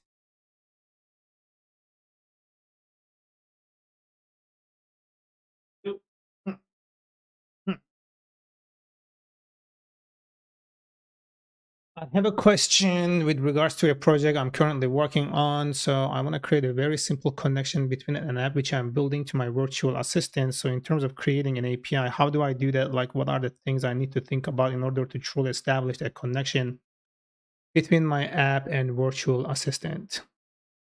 Also, the project I'm working on is basically an app which is going to take input from the user and will send it to the virtual assistant. And based on the input, the assistant will execute a function. So, for example, I type in, hey, Jarvis, join me in my meeting with camera off and mic off.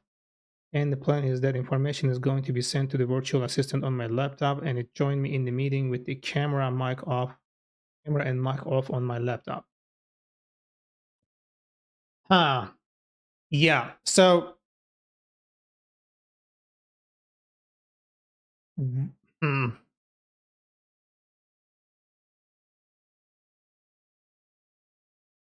what you need to do is you need to create or allocate you need to create a server that you run your virtual assistant in, right? And then your virtual assistant in the server needs to listen to the certain events that takes place or request to that server, just like a web request. You can do it like on a port, or you can do it on a web server and you can make it part of a web server. If it is Python, you can make it really easy. And then what happens is you can create endpoints that takes the input that you have, like let's say like the speech that you did, and sends it as a command to that endpoint, and then it executes it after, because while it's listening it captures it and then sends that data to your virtual assistant, and it executes and does what it needs to do, and it can even give you like a response back. You can do the same thing with your own virtual assistant as well. You can make it listen to a port, and then you pass the data you just told me to that port, and then your virtual assistant, the one listening to that particular port, takes that data and then processes it. So that's the approach that I would do. But since I'm thinking of it as a web server, a web developer, I would probably implement a web server like a Django app or like a Flask app or something like this, assuming that your code is written in Python. If it is in another language, I would look up for tools that would let me do that in that language. Does it make any sense?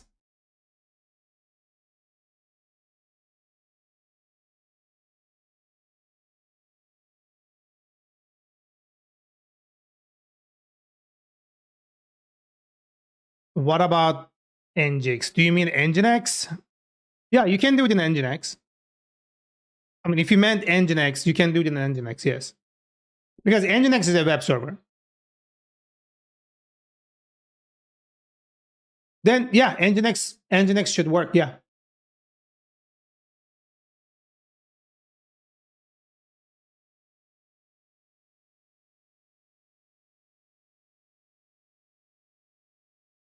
Nginx definitely works. If it is in Python,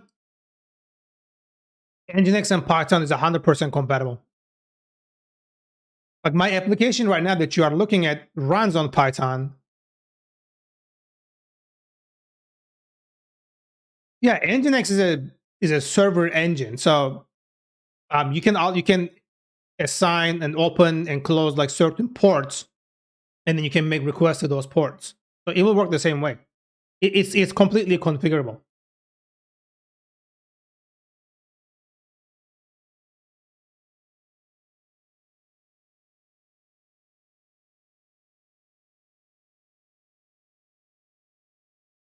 You can run a server on your local computer too. It doesn't matter where you initialize, where you run your server.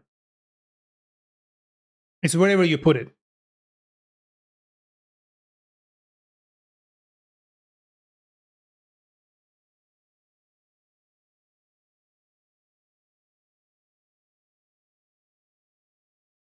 For example, let me show you an example, right?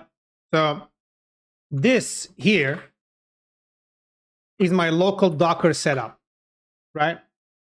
If you look at my local Docker setup, this right here is an Nginx container, and it runs Nginx in it because Nginx is a software. It's a server software. So Nginx here runs inside this particular Docker container. I can connect to it as if I'm connecting to anything else. So I'm going to do Docker exec it Nginx, right? Because that's the name right here. I'm just typing it here. I'm telling my system, my terminal, that I'm connecting to this particular container, right? Docker requires that there's two arguments, Nginx, oh, sorry, bash, right? So here we go. We are in there and we are doing our thing. So what's happening here is right now I'm inside the container.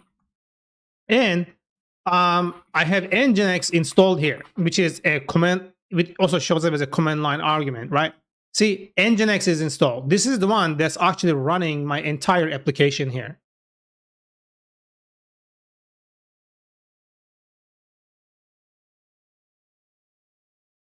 Mostly, thank you for the winner. So you can be running your virtual assistant, and then you can tell Nginx to say, okay, listen to this port, and any incoming request to this port, forward it to my virtual assistant.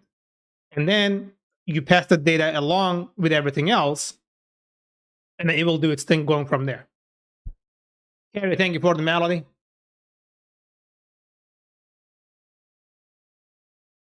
If I were you, I would try doing it in Docker because Docker makes those things like really easy because it also doesn't matter like what OS you are using, it will still work.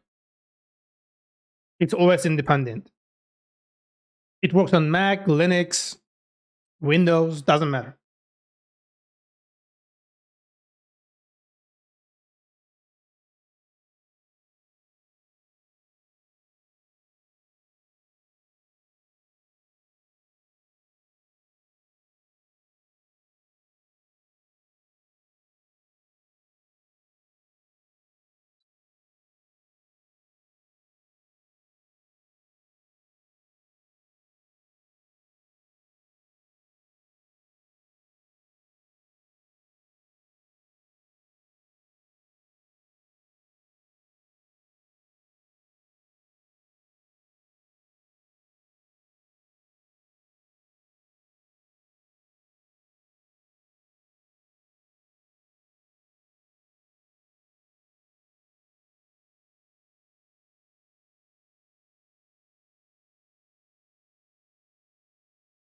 Is it ideal if you convert my Raspberry Pi with 128 gigabyte storage into a server which my virtual assistant is running on, and I can send data over to that server and make it so that the virtual assistant gets the data from the app and execute it? Like it's that idea.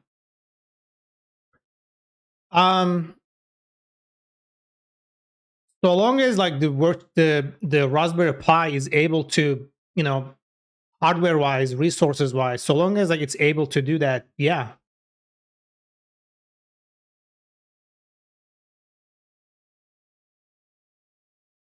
I think one thing I want to say is I think like your virtual assistant, I'm guessing it has an entry point. That entry point should be invoked through whatever server or software that is being used to trigger it. And then it passes the data back and forth. For that, I think Nginx would be a good candidate.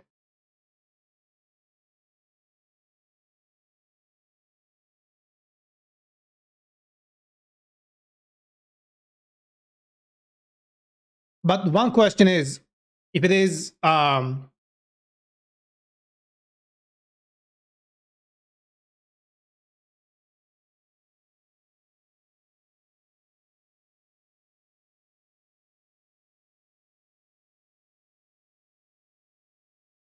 if it is using, if your virtual assistant is doing changes in your hardware, then Nginx, like running Nginx inside a Docker container will probably not work. Because you need to implement a way to tell, like you need to implement a way that will send commands back to your host OS to do things in there. If it's an entry point and it has an entry point and it's built in Python, then it should work just fine. Then it should work just perfectly fine.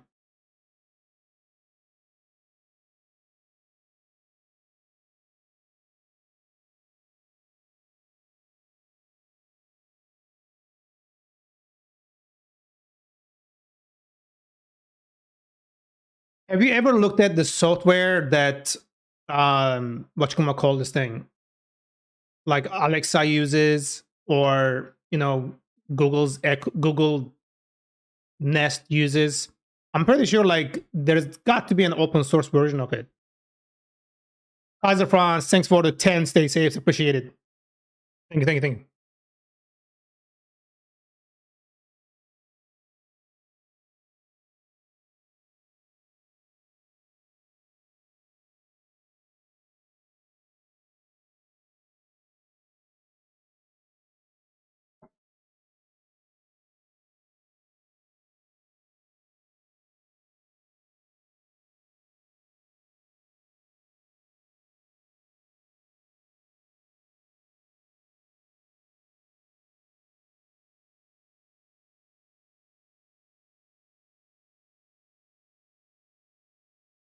So there are no hardware changes. It is just running features with the help applications on the OS, like applications on the device or laptop.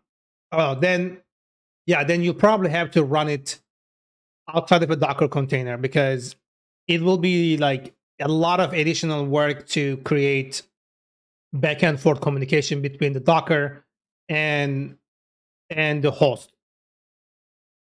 But you can still use Nginx on the host machine.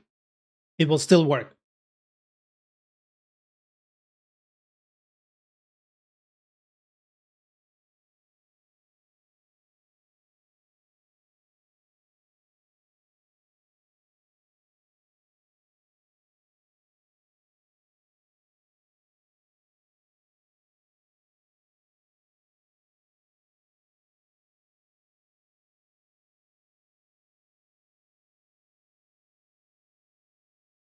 I think I have an even better approach. Give me 1 second here. I'm just eating the like very little bit of food here. Give me 1 second.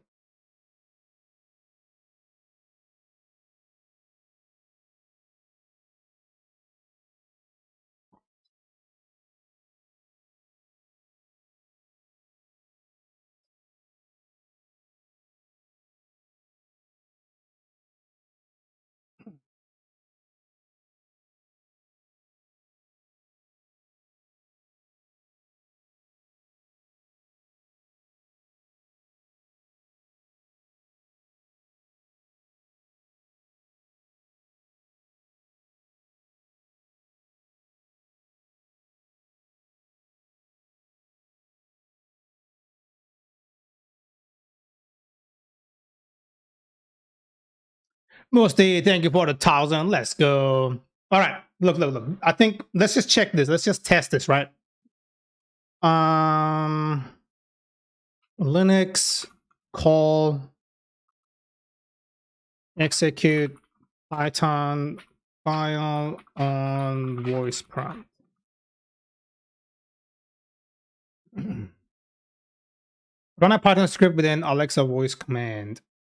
Voice assistant using Python. Look, there are things out there. So I think you can do it like with a lot of the other things out there. I don't want to really fuck with Alexa right now, so fuck that. Um,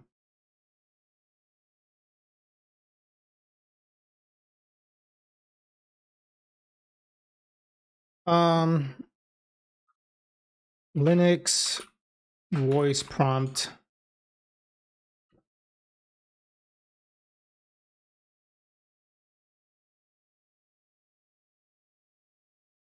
How to execute terminal commands with your voice on Linux. Okay, let's see. There's got to be something out there.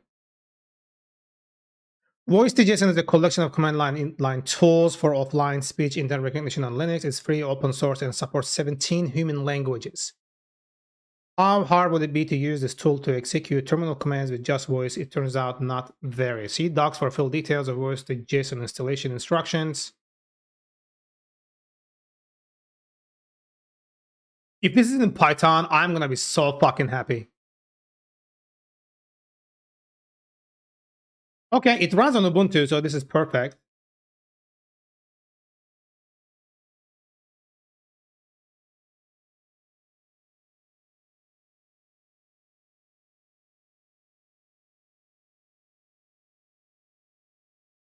Mantar Tabak, thank you for the T-shield. Let's go.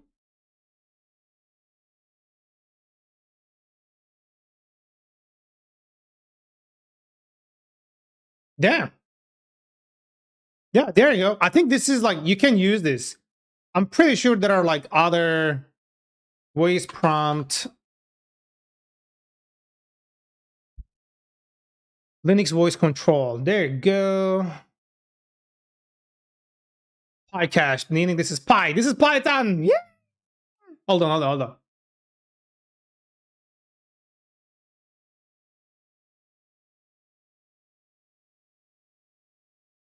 Oh, look, this is using Flutter. I think you mentioned Flutter. I am relatively certain you mentioned Flutter. Oh yeah, you are using Flutter. There you go.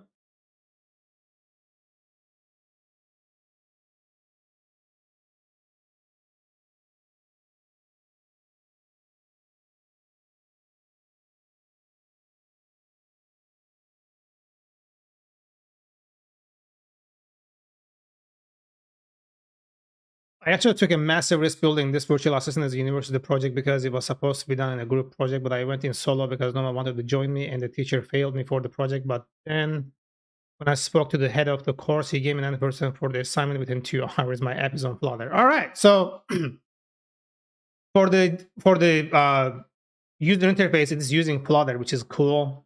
I never use it, but I just recall that you mentioned it. So you can use this to like make it do the things that you want it to do.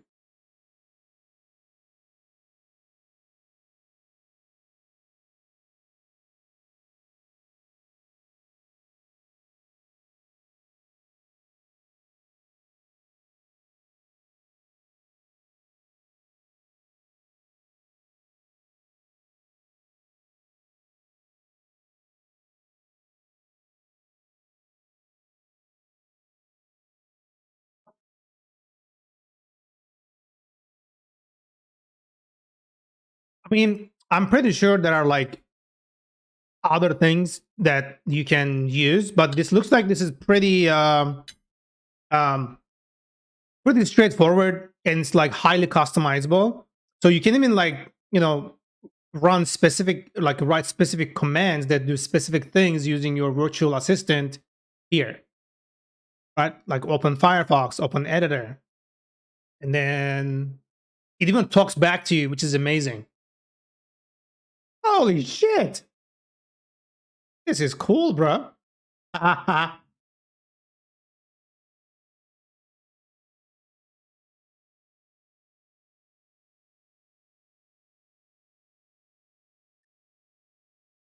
You are very welcome, dude. You are very welcome. This looks amazing. I am actually like pretty intrigued by testing this out. I'm gonna start this. I want to come back to it. I want to check it out. Yeah, this looks very exciting, honestly.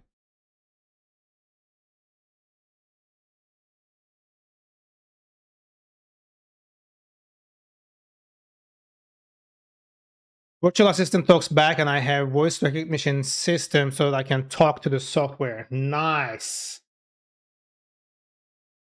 That sounds awesome, man.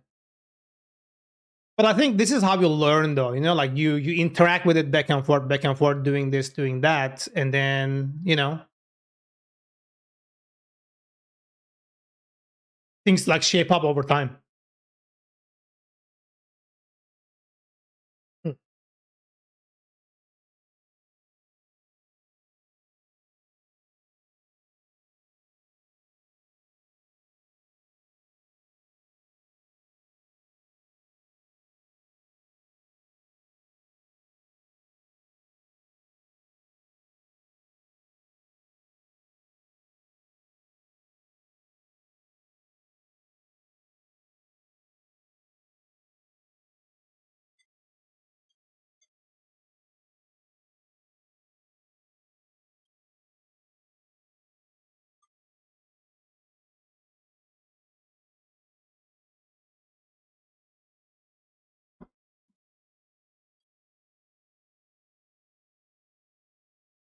This was pretty tasty.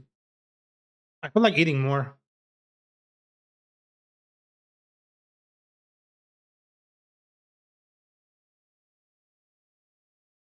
I have a video which I'm going to upload if you want to take a look at it. We'd be honored getting your opinion on my prototype of my software. Where are you going to be uploading it to?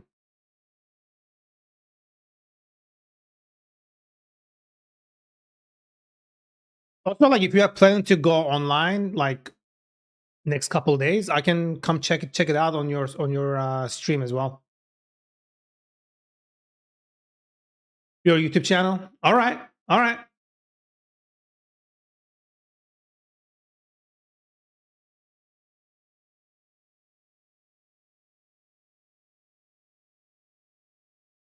The video is already done. Nice.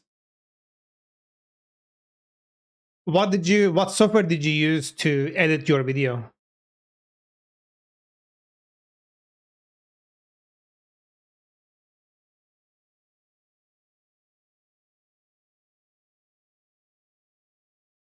For my videos on YouTube, I'm using DaVinci Resolve 18.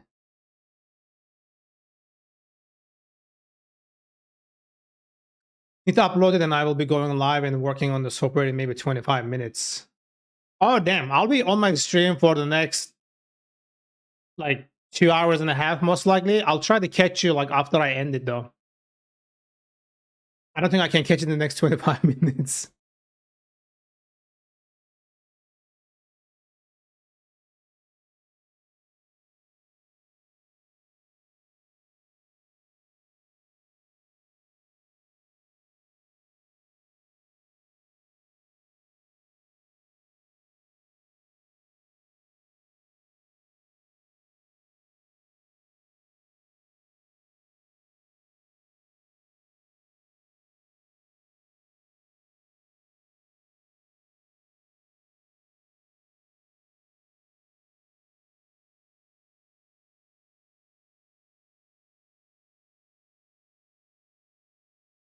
Musti, thank you for the fucking super good. God damn.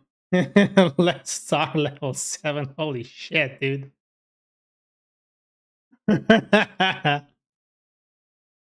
Thanks, yo. I asked my friend to edit the video using Adobe Premiere because I have access to that software for free as I'm a student at university. Oh, gotcha.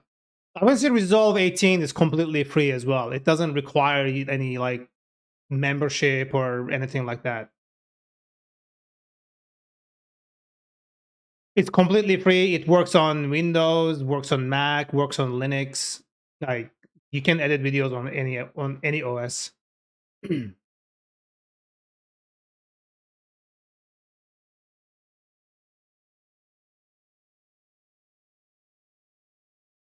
Yeah, I would recommend it honestly. I've been using it. It has like a ton of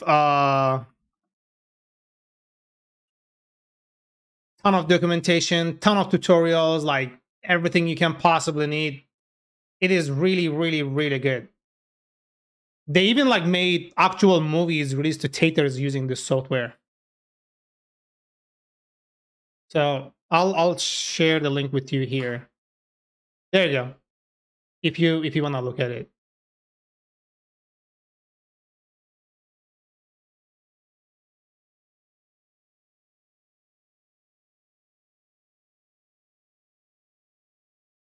Got to thank you for the T-shield. Let's go.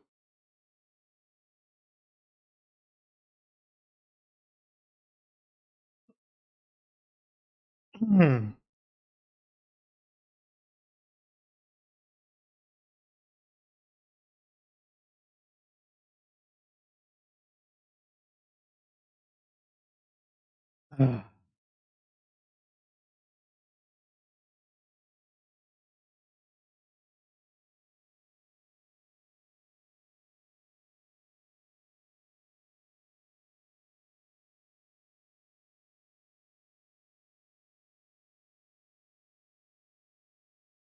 It requires you to provide like your email and whatnot and things like this. But yeah, shouldn't be a problem.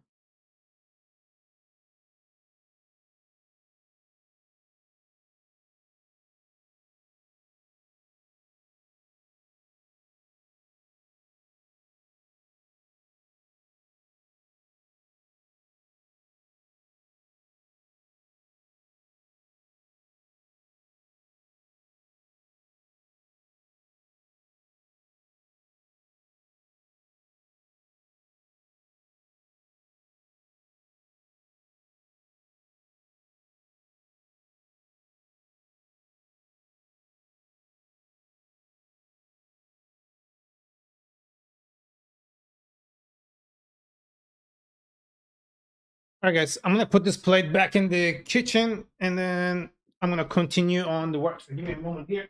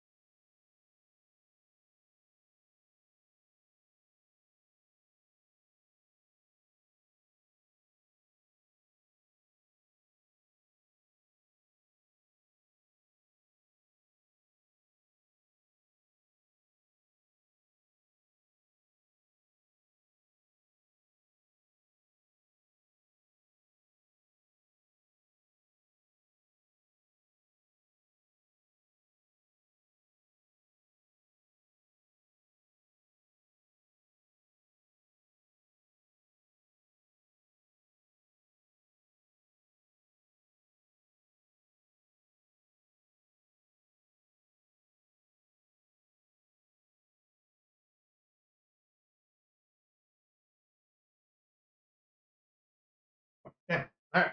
Back. So right now I'm working on restructuring the conversation aspect of my virtual assistant, and I will be enhancing the standby feature. Plus, I have a hidden IP address feature. But even though I am the developer of the software, I create a security system where I have to pass the security questions in order for my virtual assistant to tell me what my own IP address is. All right. All right.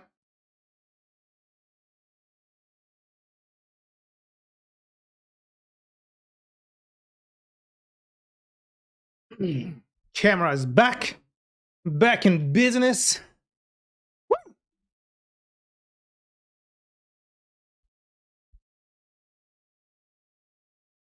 Kaiser Franz, dude.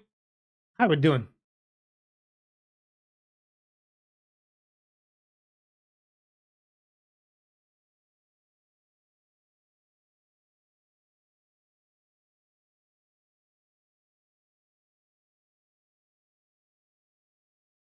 Iron- Ironically, I named my virtual assistant Jarvis. Nothing wrong with that, man. Nothing wrong with that at all.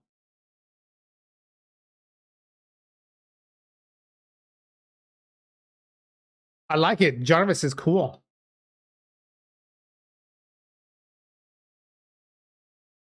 But this is really cool. I really like this. Like there's software out there here that you can use, and you can even like make commercially viable products using this, and you can ship it.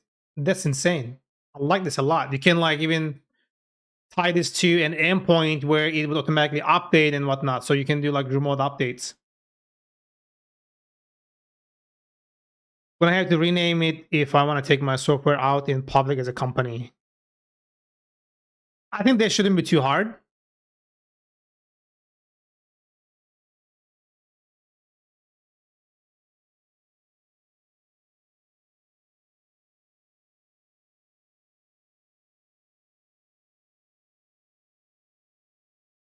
Okay, so since now this works, I would like to. What am I going to do? Oh, I was going to verify my thing. So give me 1 second here. Where's my Docker file? I have Docker data comport Docker YAML. Where's my API DB? File lib API. Okay, so let's go and add a new one here. Postgres. Next. Post. What? Oh, You know what? I'm gonna do cancel. Can I like copy this?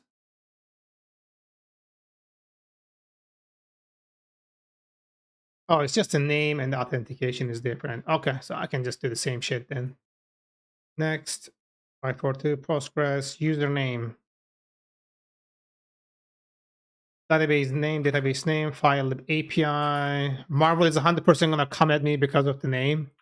Most likely, yeah. I don't think they will be really happy about being out there being as an actual product. Right. Test connection. File authentication failed for user file API user. What the fuck are you talking about? File API. Okay, file API. This is database name, authentication, username, file API user, and the password is root. Oh, 5432, 5432. So everything is the fucking same. What's your problem? I don't understand. Connect by host. Driver name. This should work. There's what?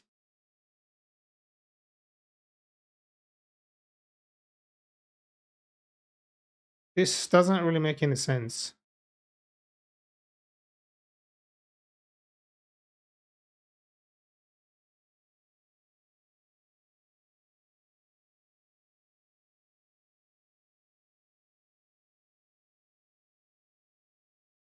Oh, the port is 5433. Okay, that's my bad. 5433. Okay, that makes sense. There we go. Can I fucking name this thing?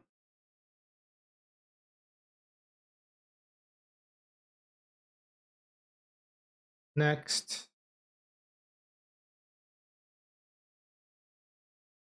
How come I can't click next? Okay. Time for the actual question. When you hear the word virtual assistant, what comes to mind? As a power user, when somebody says virtual assistant, I immediately think about an ear constantly listening to me. And also, I feel should I ever be in an emergency situation, I can easily get help just using my voice. And aside from that, create like certain conveniences using that. But like it immediately raises concern around privacy, if it makes sense.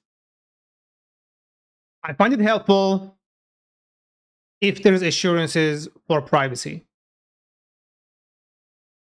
That's pretty much it.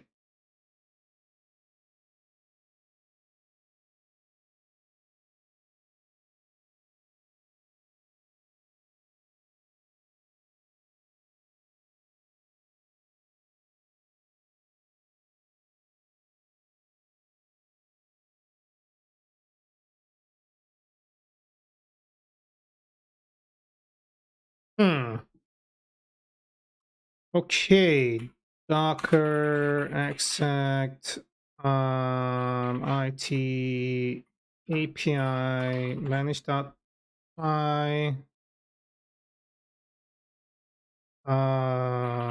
migrate database. What did I name this thing in my settings? Hold on. They gave me a really good insight. Thanks for that.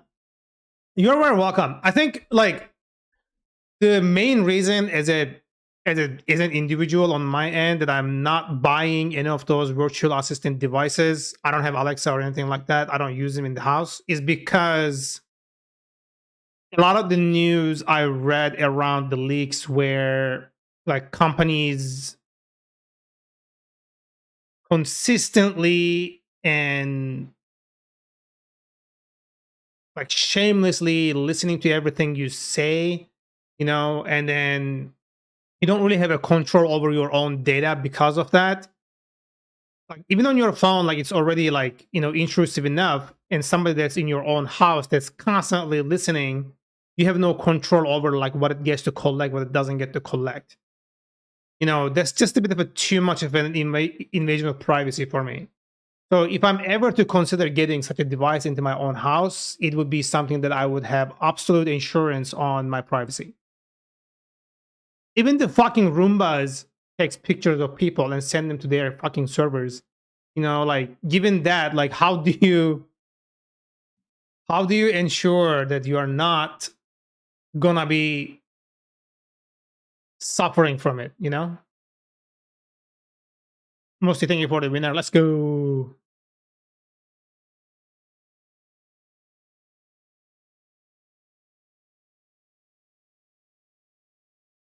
So like privacy breach. It's not just the privacy breach, it's because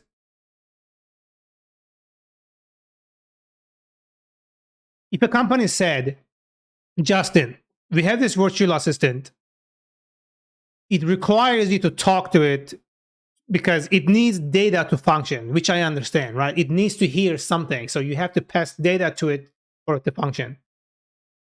But here's the thing with the data that you pass to that particular device. Your voice is unique to you in one way or another, right? The way that you talk, the way that you breathe, the way that you enunciate certain things, the way that you pronounce certain things, like your accent and things like that. Even like the little hissing sound that you might make if you are sick, your voice, the sound that you produce coming out of your body contains a lot of identifiable data about a unique individual, right? So if a company said that, Justin, we have this virtual assistant, but every single data we collect about you, you have 100% control over it. And for the parts that you do not have control over it, it's 100% anonymized. And they guarantee with a written contract that they will not fucking abuse or change their thing or ever use my data without my permission, without my knowledge.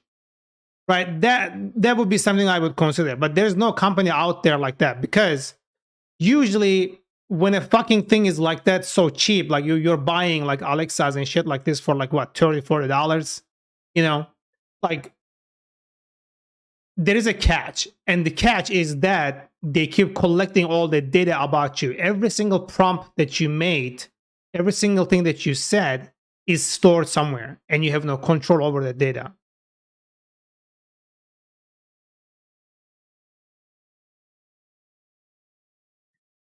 So I just don't want to be in somebody's fucking database.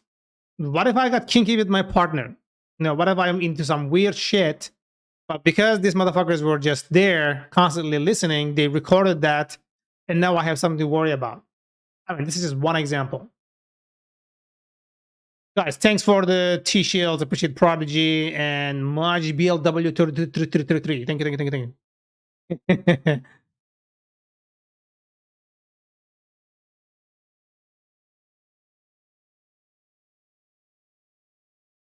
Try Leah. Thank you for the follow. Maj, thank you for the melody. Melody, not melody. I keep saying melody.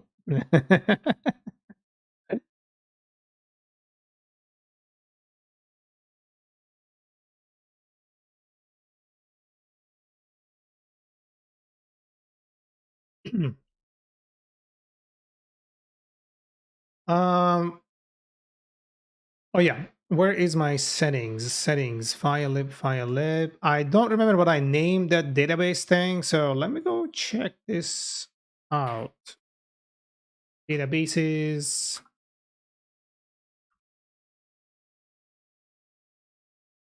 Default. I guess that's not the one. So it's development API. Okay, there we go. So database equal API. Okay.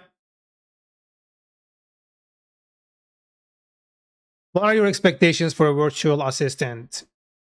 100% control on my own data. That's what I want.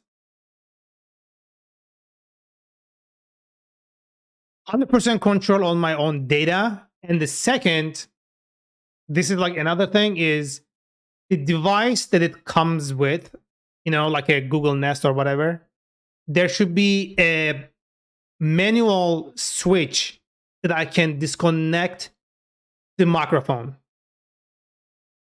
Manual disconnect, hardware disconnect option for the microphone. JLP, thank you for the T-Shield. You know what I mean?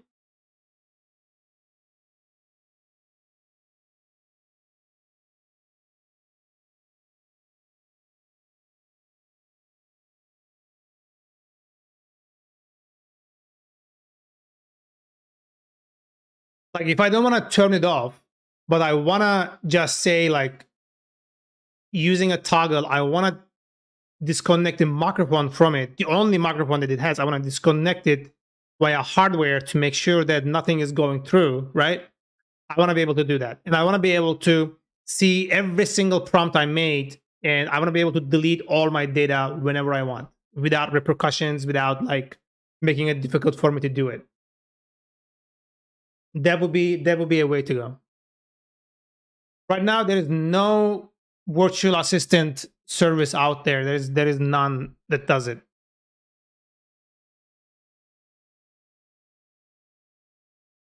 Deactivating voice recognition system. Not just deactivating. I want to be able to manually disconnect the microphone as if like it's a cable. Imagine it's being a toggle, like a light switch. I want to be able to toggle the microphone on and off. So even the device is on, it would lose listening capabilities 100% if I'm able to toggle the microphone off. So I would feel comfortable in my own house when I don't feel like using it. I can just toggle it off instead of turning it off.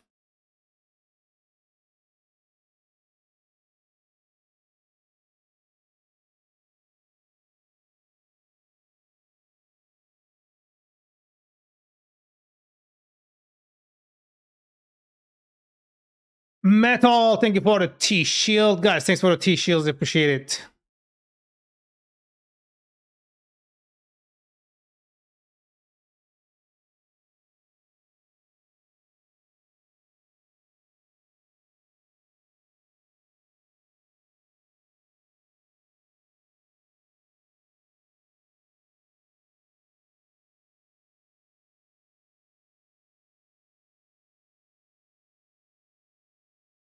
Let's check this out. What's going on over here? Oh. Oh my goodness. Ew. Doesn't look like there's that much about this thing here. Check this out. Oh. Hmm.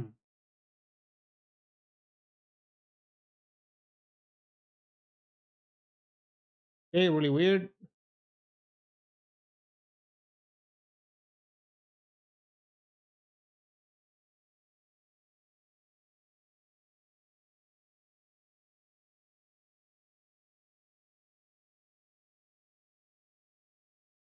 Dolphin, thank you for the T-Shield.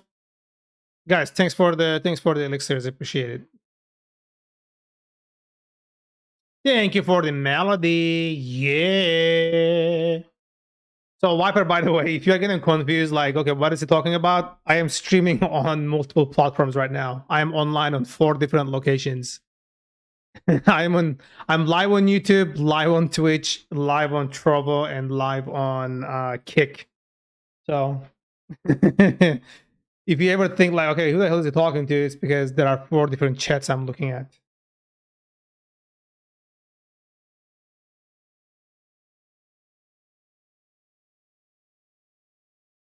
The information you have given me has pretty much answered my other 2 questions.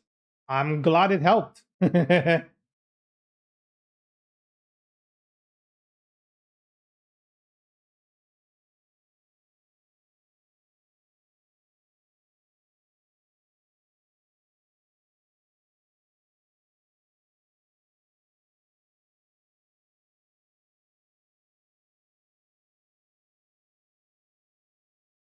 Nirvana with the 10 T-shirt. Let's go. Thank you. Okay. Um, so if I'm looking at this and if I refresh this, how do you refresh this? I'm new to this software, so okay, this one right here.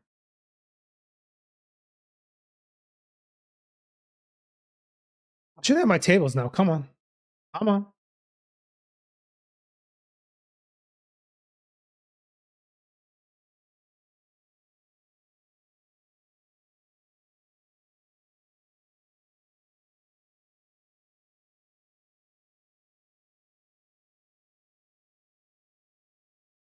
Refresh. There we go. It took a second to do it, but we got it. Bruh. Hmm.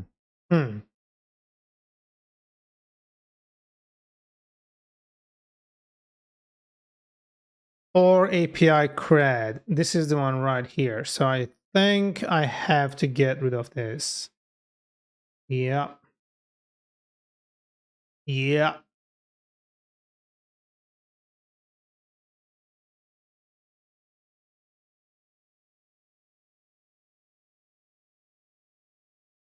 Thanks so much. You have truly given me an insight to the concerns and worries which the general public have with regards to virtual assistants, and I'm now able to understand why there is a massive gap with regards to the usage of virtual assistants at this point in time. You're welcome. I mean, I don't know how helpful I was, but like I just shared the first like ideas, the first things that popped up into my head if I were to consider purchasing a virtual assistant. That's pretty much what I just shared with you. Emily, thank you for the follow and welcome.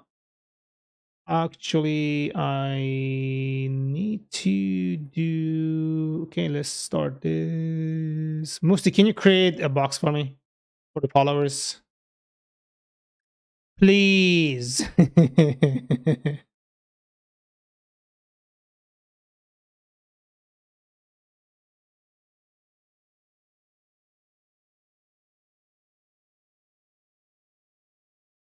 Thank you.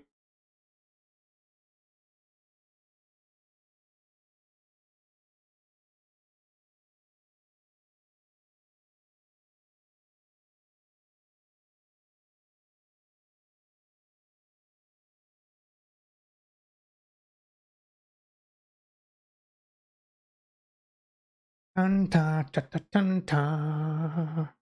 Oh shit! I even didn't check on my music for a while. We got no songs. We got no Spotify. Nothing is playing. What is this? We're just sitting dry here. Oh no, it is playing. Okay, okay, it's playing. It's playing. Let it keep playing. Let's keep playing. Play, play, play, play. All right. So I think the API CRAD that this is talking about here, yeah, we need to change this. So let's do like one step at a time. But I think what I want to do here in the URLs, yeah,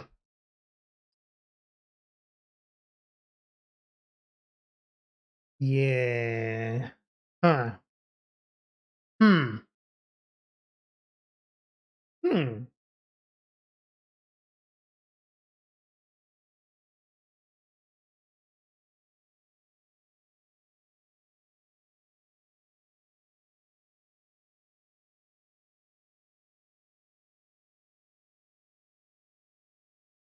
Oh shit! I was reading about the other thing. I forgot this one here. Hmm.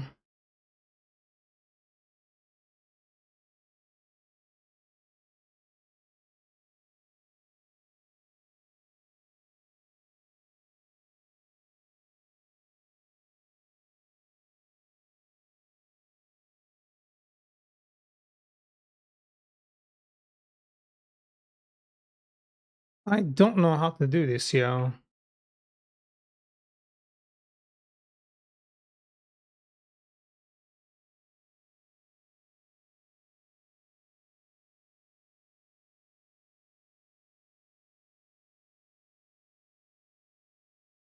How do I do? Okay, MTLS on browser.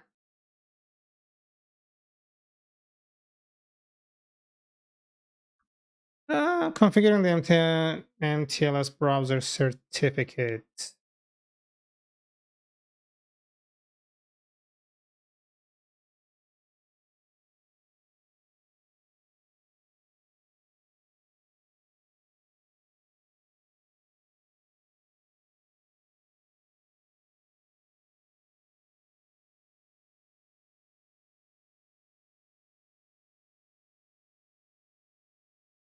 Google Chrome Safari Internet Explorer utilize the operating system key stored as user of the browser requires that you install the MTLS certificate to the OS key store and authorize its use. Mozilla Firefox does not use the OS key store and instead requires that you import the certificate to it directly.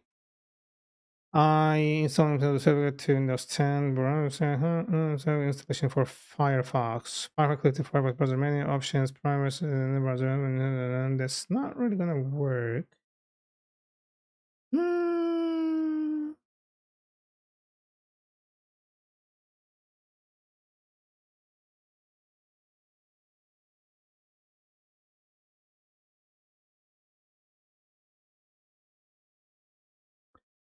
If you were presented with a virtual assistant which allows you to decide whether you want to use the same features it has to offer with and without voice recognition system and stores zero data about the personal information such as bank details, email, usernames, passwords, address, and stuff like that, but only collecting which feature has been mostly used in order to produce an update which allows the user to use the full scope of the features it has to provide.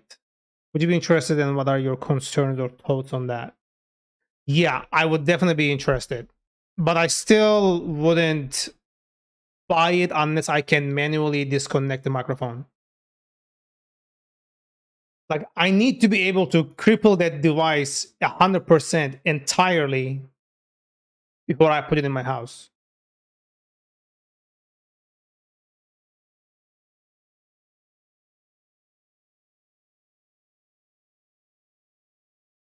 And for for the data portion of that is the company that is selling that virtual assistant service or device that comes with the virtual assistant, right? Like, they need to make it part of their own terms of service, you know? So, like, they need to be legally held liable for that. Otherwise, it's just, you know, he said, she said. It's just not going to go anywhere.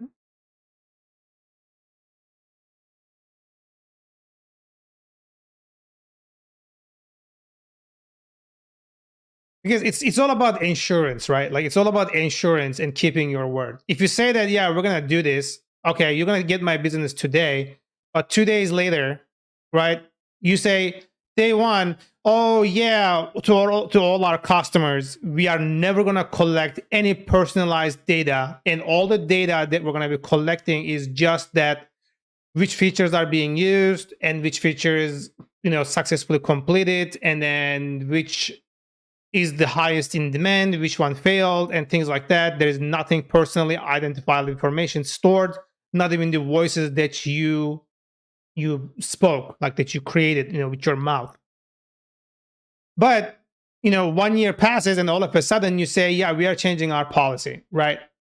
So what happens now? All the data that you had collected, because there is nothing legally binding that's holding you to that word. So you can easily lie, or you can make it into a marketing scheme and then, trick people, which is most of the companies these days are doing anyways. So, assurance. There needs to be a legally binding thing that the company puts out there saying that, look, we are 100% committed to this, and here's the contract that proves it. That's basically it.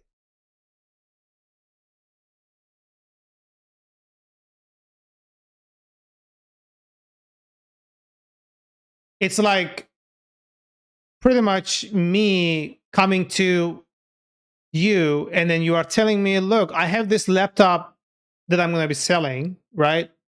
And then I'll say, yeah, how much? And then you're going to tell me, oh yeah, it's like $100 per se. And then I'll tell you, like, does the turn off button work? And I will ask you, and you are like, yeah, it works 100%, right? And then after I buy it, all of a sudden the turn off button doesn't work, and I have no control over the fucking device anymore. Maybe that's not the best. That's a crappy analogy. That's a fucked up analogy. I need to come up with a better analogy. But I think that my previous explanation kind of like made sense.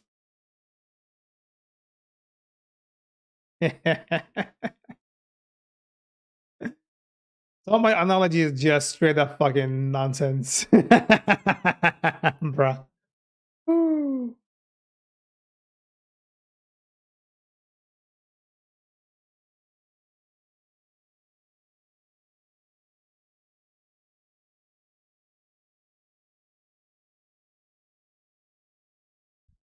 Hold on, where is my Discord?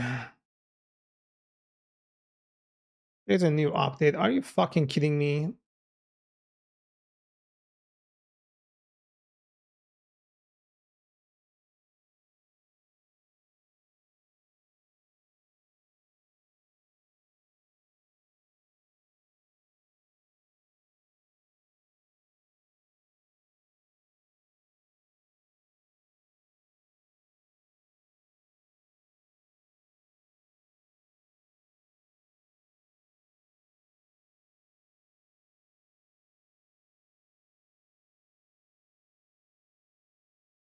Will you open it?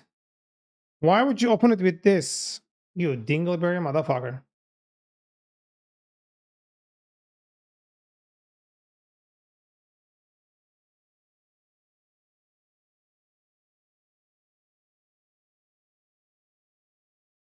So it's basically providing the user with assurance, providing the assurance to the user that what they say is true and it's not going to change. And if it changes, then it will not impact their data or using their data in any way. Is that correct? Yeah.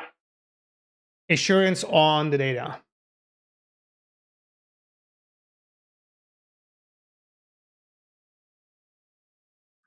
Or just assurance to their initial statements. So, it's not going to be like change. It's not going to keep changing because, like, what control do I have over it if you keep changing your world? If you keep changing your word.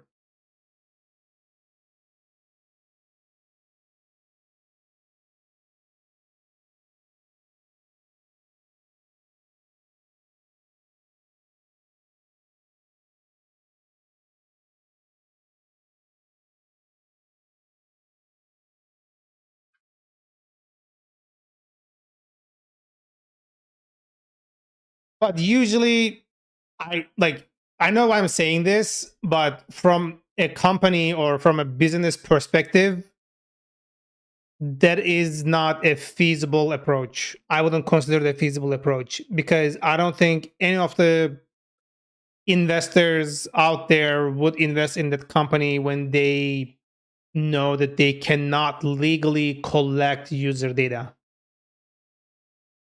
Because pretty much for any company that deals with any client or any user, collecting data is one of the biggest portions of their sales, because they sell that data to advertisers and things like that, and then they always make money from the data.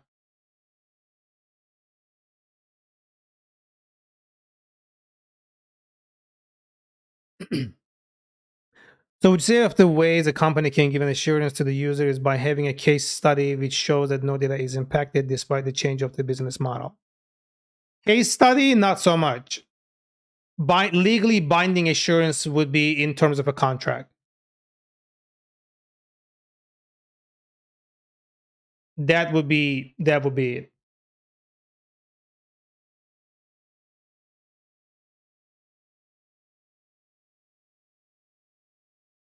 Because if there isn't something legally binding on paper, you can change it at any time you want. But if you change something that is protected by a contract, you would be, breaching the contract, which would have legal consequences. If it has legal consequences, you are not going to be so comfortable doing that, will you? Because legally binding consequences will come in the form of imprisonment, fines, you know, and some other things that I can't really think of right now. But yeah, it will have real consequences that will hold you accountable. But if it is just your word initially, like, and you can just say like, oh, it was just a marketing tactic and shit like this, they will do whatever they want. That's why I'm saying like assurance means that it will be legally binding with real consequences to whoever breaches the contract.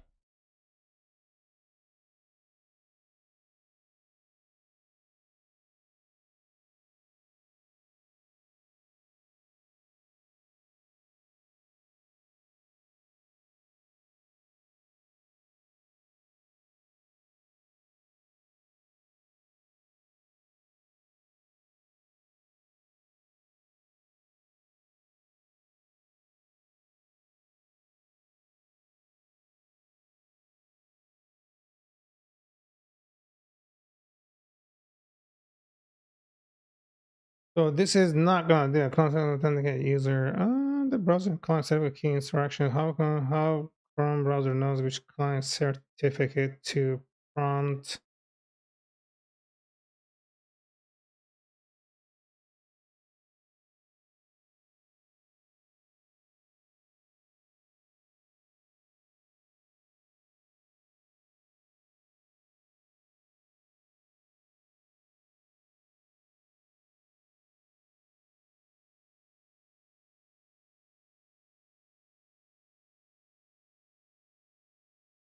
If you don't mind, may I use the information such as your concerns and expectations for my university dissertation in terms of general public's view and opinions on virtual assistants? If not, then that's okay. I will not use it. Oh, go ahead. Feel free. I stand behind what I said regarding that. Lol liver lol. Thank you for the follow and welcome. How are you doing? That's some name.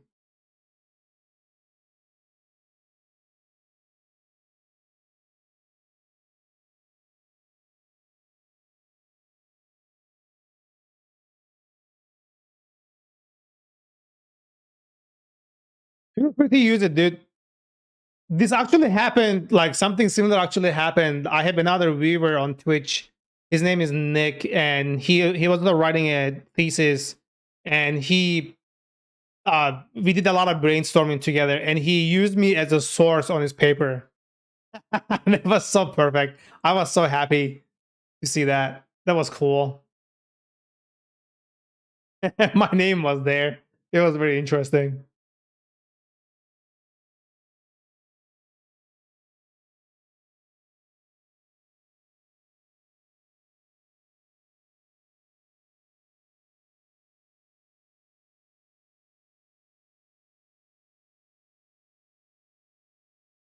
Guys, thank you for all the follows. Appreciate it. And welcome, welcome. Hmm. Oh, dang.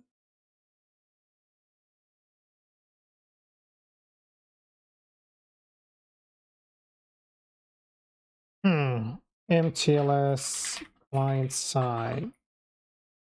Using on client side with requests. Did I just look at this?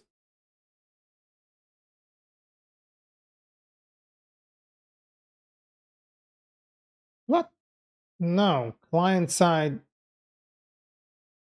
No, that's not what I'm talking. This doesn't make any sense. Grammarian. Client side security, authentication scheme that uses the client based on the content server are both private and authentic and prevent the user dropping an impersonation of the server, but it doesn't authenticate the client to the server. Brownish Cob. I want to offer promotion of your channel viewers, followers, views, chat buzz. The price is lower than any competitor. Brownish Cob. Thank you, man. I'm good. I'm not interested in that. I don't really care.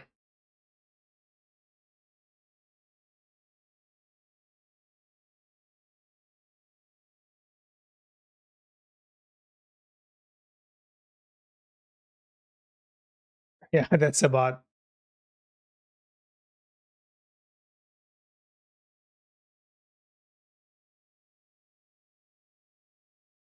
Fortunately, we get like a lot of those for some reason.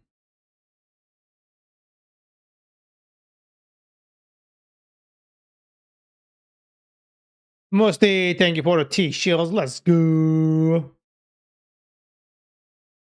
Only reason I asked this question is because I'm writing my whole dissertation on how virtual assistants is impacting the current society, and one on the section is the dissertation is researching general public opinions, views, and concerns with regards to virtual assistants. Yeah, I understand. I mean, I just shared my personal thing, my personal views regarding virtual assistants, especially after seeing these here. Let's try this actually. What is it called? What is it called? Shiza. I think it was Roomba. Roomba pictures end up on Facebook. I think it was something like that. This one right here. This one right here.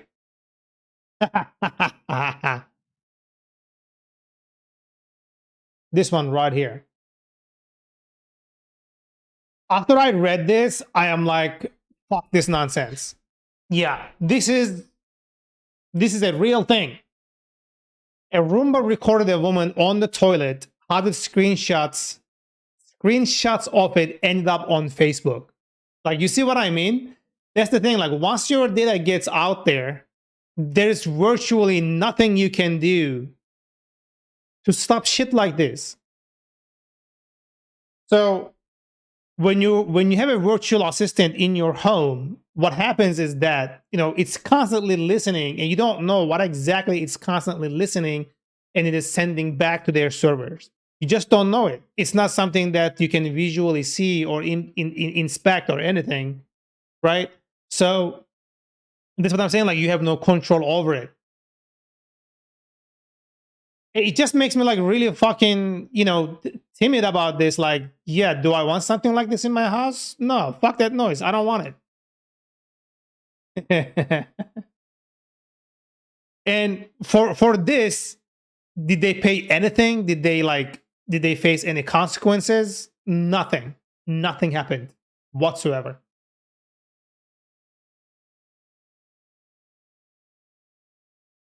That's insane. It is insane. Yeah.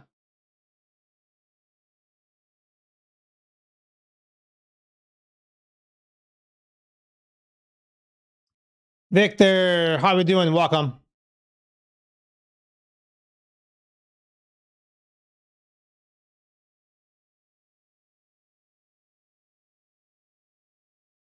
Sure thing. Yeah.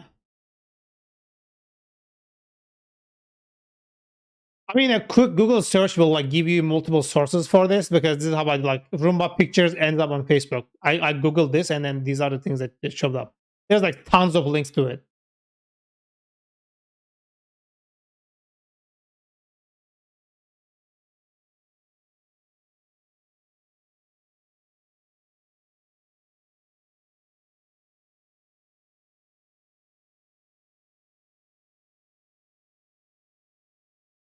Mostly thank you for the full heart. Let's go.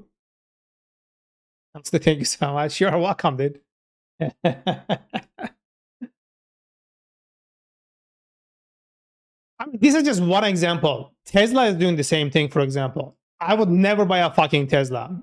Not only that, like, because it's a piece of shit car, especially these days.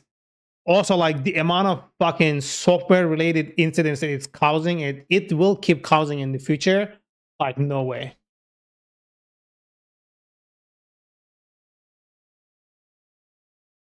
Their quality definitely has fucking tanked.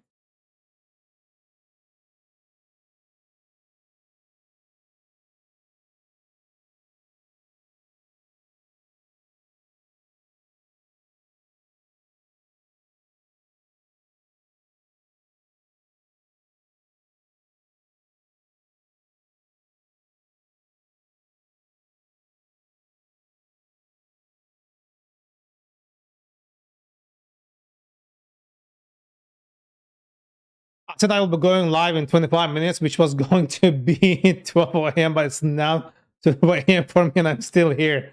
The conversation got you hooked, huh?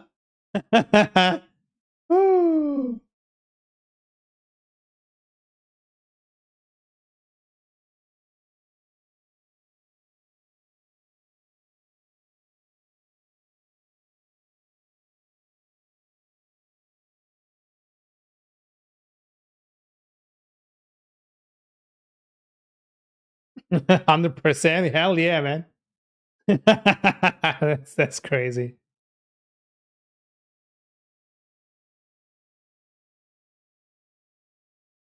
Yeah, this is not gonna work. We can't be asking clients to do this thing. This is just not gonna happen. I guess I have to go back to my original question here.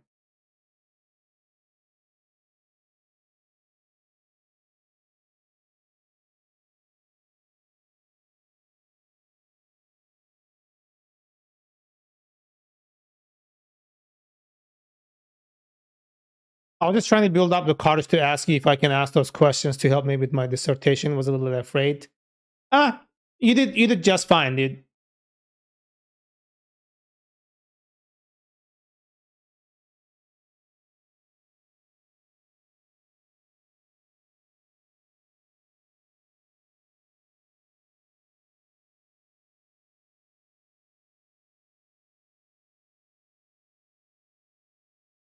I asked a few people, most of them said, get out. I'm sorry to hear that, man. Nicotine, thank you for the melody. Musti, thank you for the defense. Appreciate it.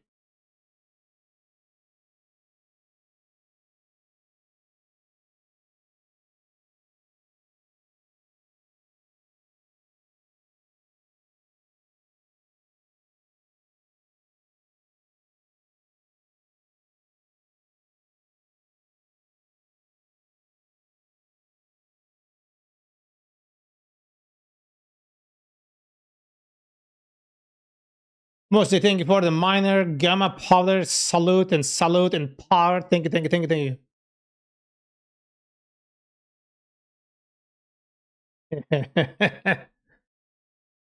Also, if they even ask you, like, if I'm not sure if there's a requirement or not, but if they ask you for a source, you can quote me on it.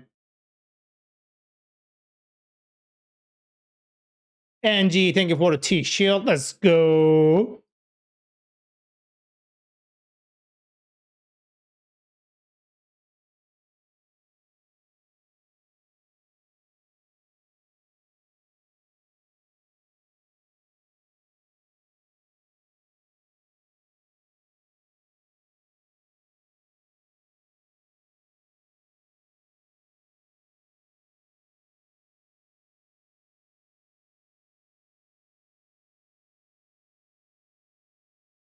Angie, thank you for the melody. You are the second person who actually agreed to share your opinions, views, and concerns, which was going to be useful with my dissertation. Oh, cool.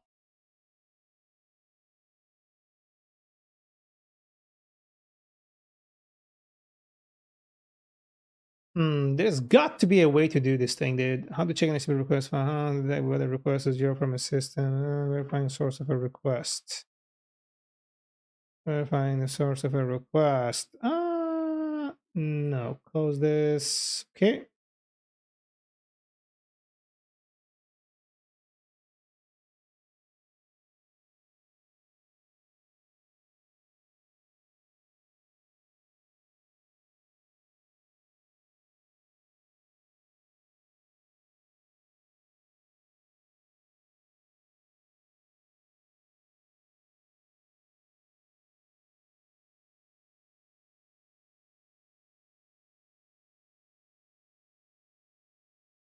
This is gonna be fucking difficult. How do I verify this?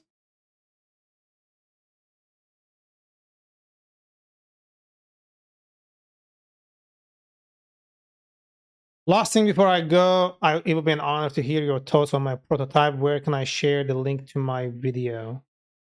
You can whisper it to me on Twitch, and then I can check it out after, like, when I'm free. Like, you can send links in the Twitch whisper. Do you know what it is?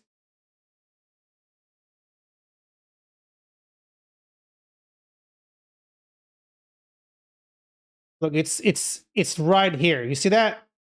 Whispers? You can send it to me here. So I think you need to go to the user's name and then you say whisper here, and then you should be able to send it to me from there.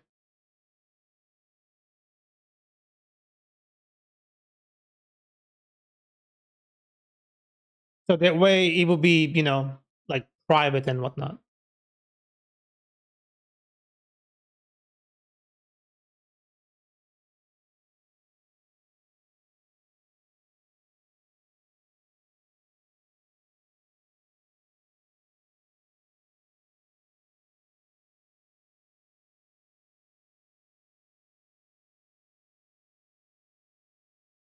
Send it to your Whisper. Let's check it. I didn't get it. Let me reload this page. See, it'll take a second to load. All right. Yeah, I see the messages. I will look at it after the stream because I cannot do it like right this moment, you know.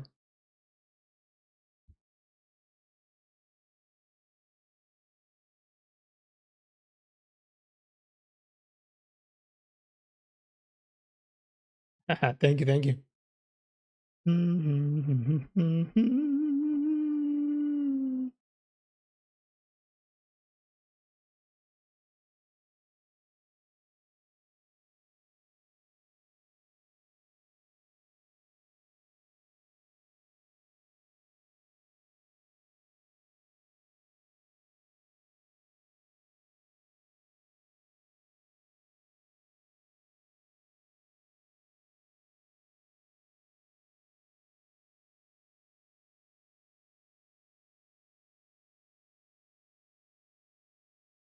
Holy shit.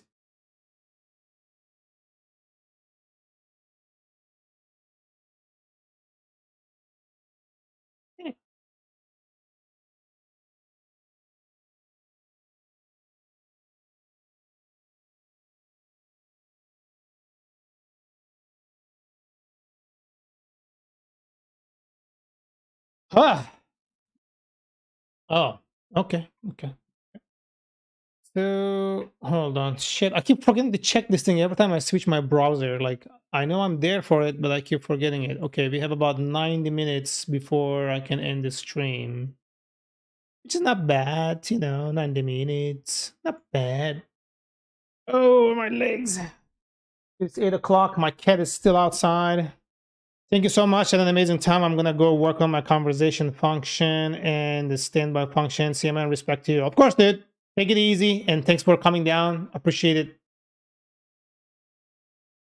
I'll catch you hopefully one day, like when you go online, and I'll look at the video after the stream, or maybe tomorrow if I'm feeling too tired. Because sometimes like I do a lot of reading, a lot of thinking here. My head is just like done.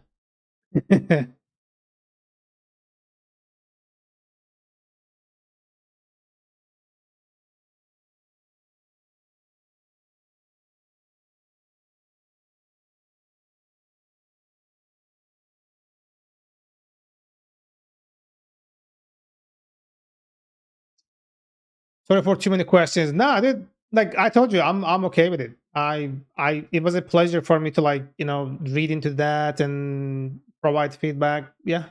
I honestly have no problem whatsoever.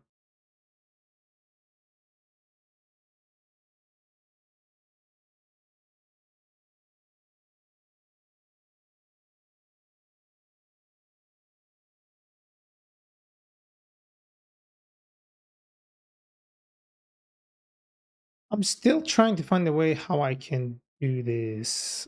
Uh,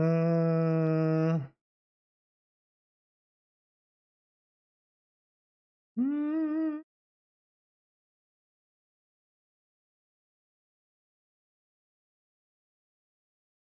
hmm. The user is the normal mechanism for this. Look at content, and yes, some spoken tools will lie and pretend to be browsers, but if this really isn't about security, that's on them. That's just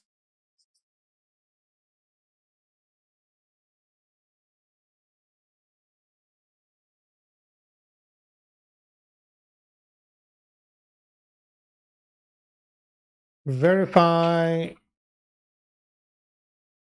request is coming from browser. Amo Tito, thank you for the T shield. Guys, thank you, thank you, thank you, thank you.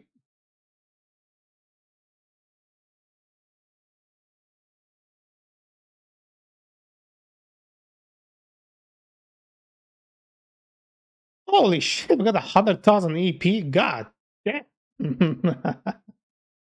Bruh, that was insane. Did not expect that.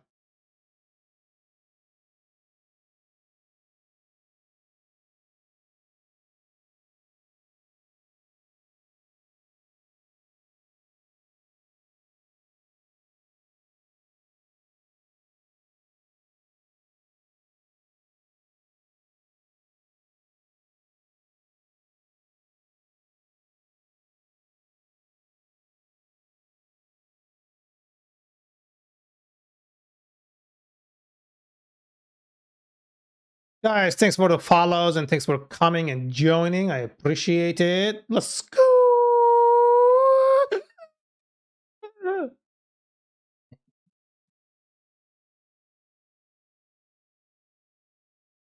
Not sufficient though if you fear that non-browser clients like from scraping robots might misuse the API. Many connected networks or application firewall provide more or less liable and maintain heuristic to block access from such bots. These heuristics are based on content ability to execute script and as fingerprint of the client. They are not foolproof though, so they don't protect against a determined attacker. If the requests of the API in your setup are not expected from the browser, but instead from the third-party backend, and your only way to distinguish wallet from unwanted requests is to have some kind of authentication, like consensus authentication tokens, client certificates, or similar. Huh.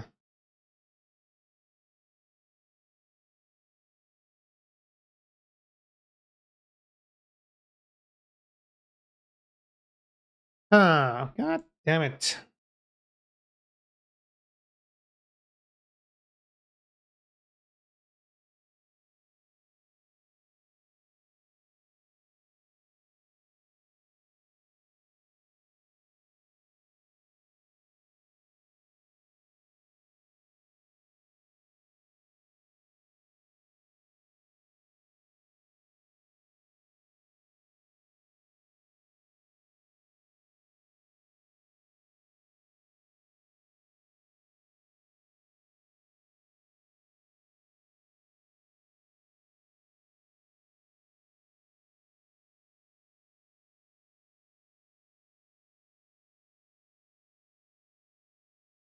Hmm. Yeah, this is one of them. Hmm.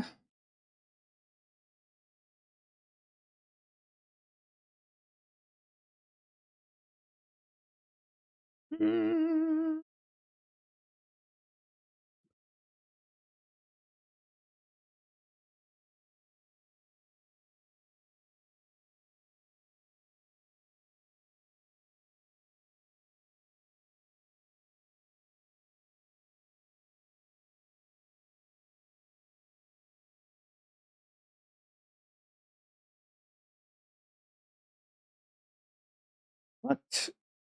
No.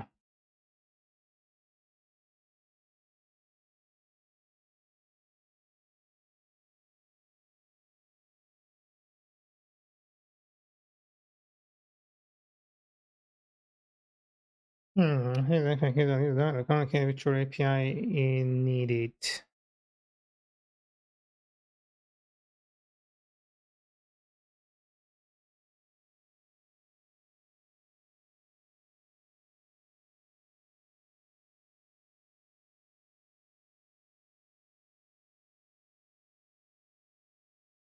Mostly, thank you for the 5 defense. Let's go.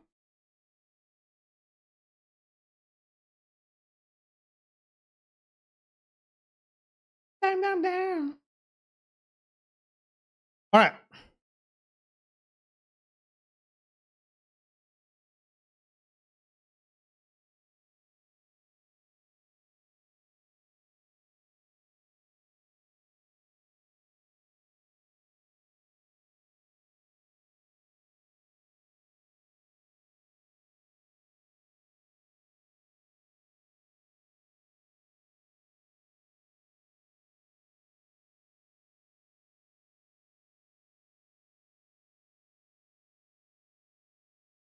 Shit. Hold on, guys. I'm gonna check something here.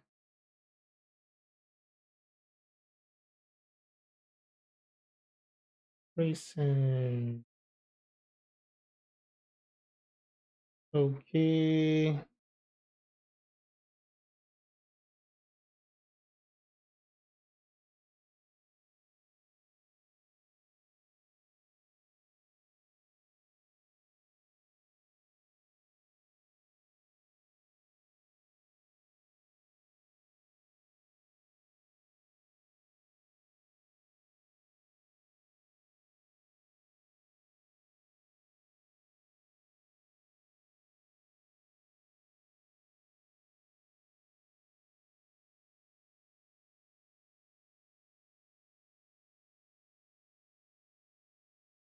This is not really gonna work.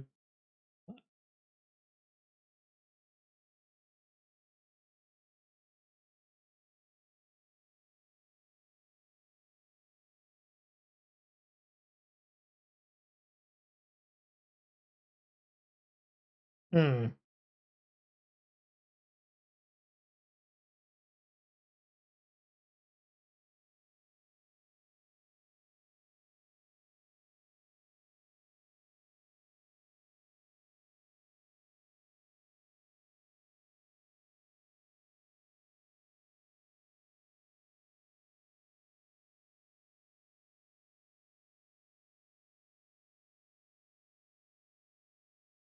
Not it.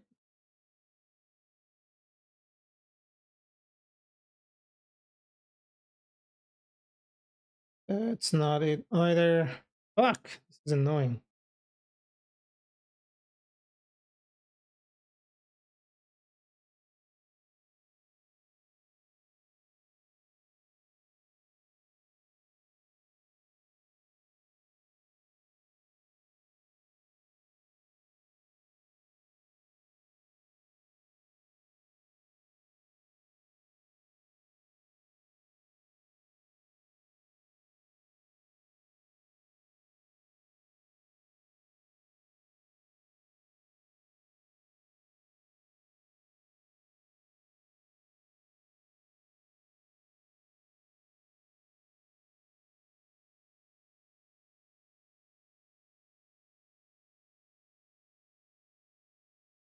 Uh-huh.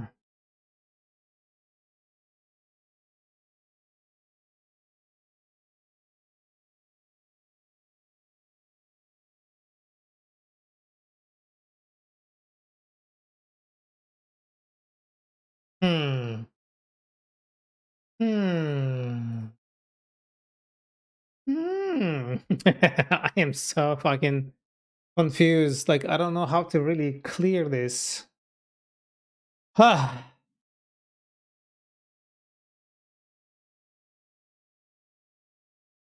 Hmm.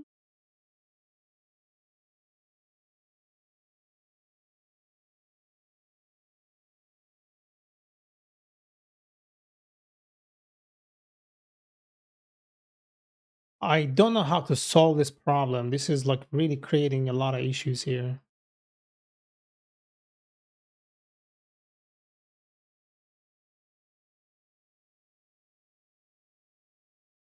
Ew. Oh.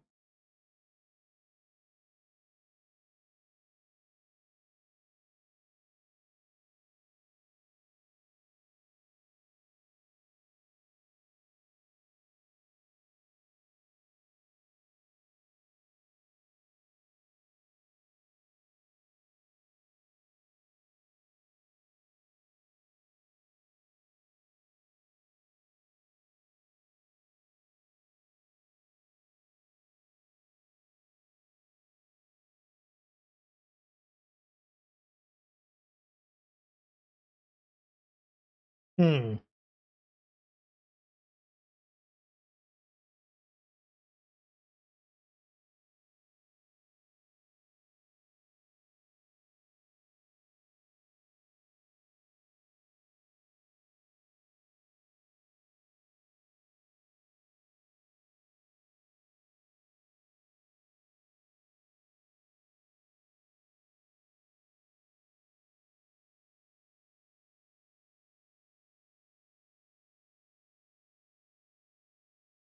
Okay, that's not really doesn't really make sense, but what to do? Hmm.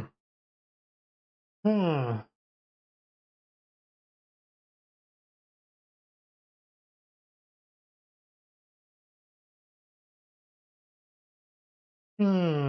Fuck. This is making me really confused. I don't know how to get around this thing, yo.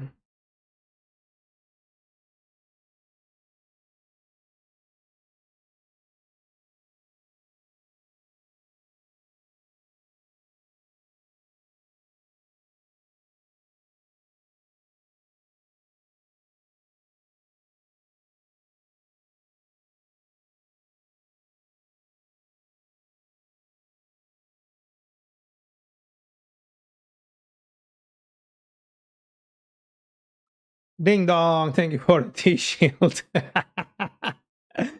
Yeah, those names you guys are coming up with sometimes.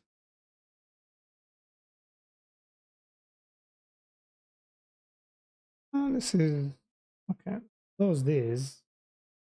Mm.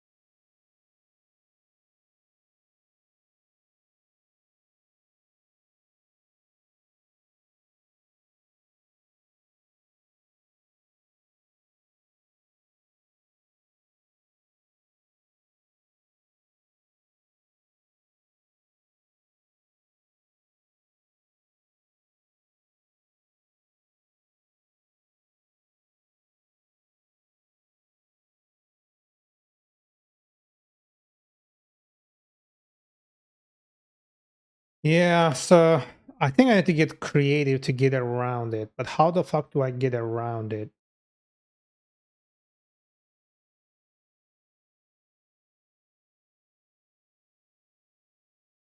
The king is 007. Thank you for the following. Welcome.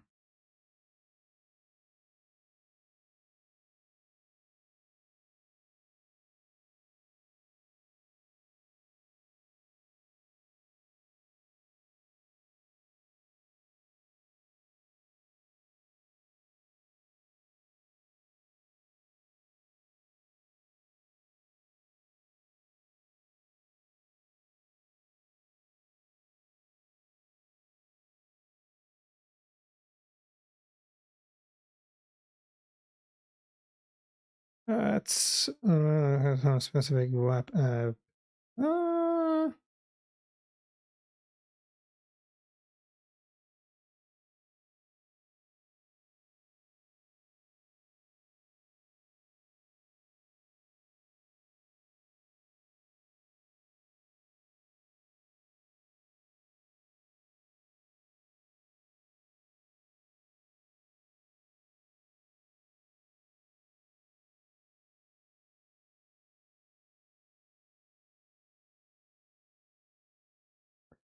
Uh, fucking, this is like really.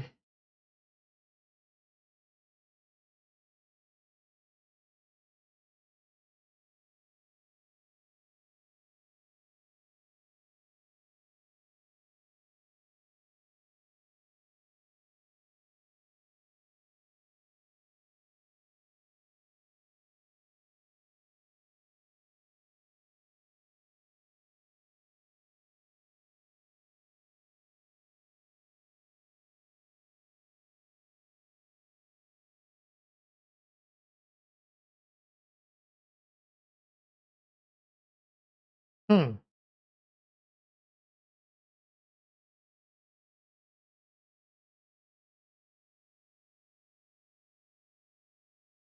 Uh,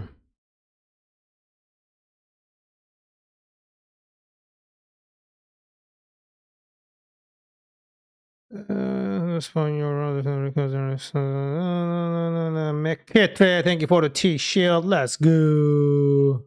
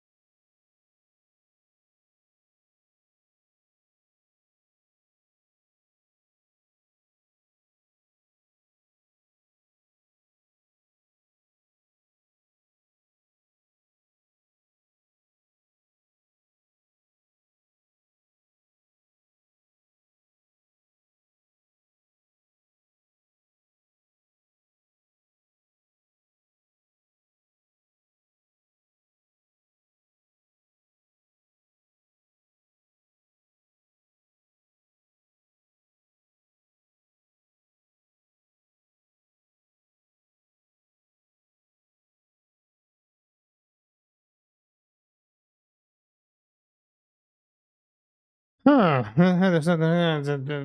Styles, thank you for the T-shield. Let's go.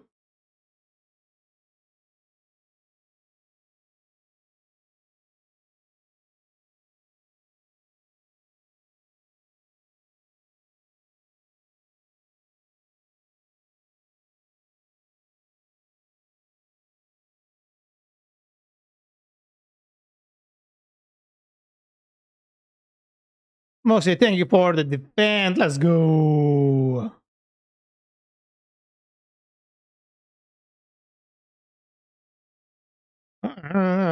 Something like this. Oh. Oh.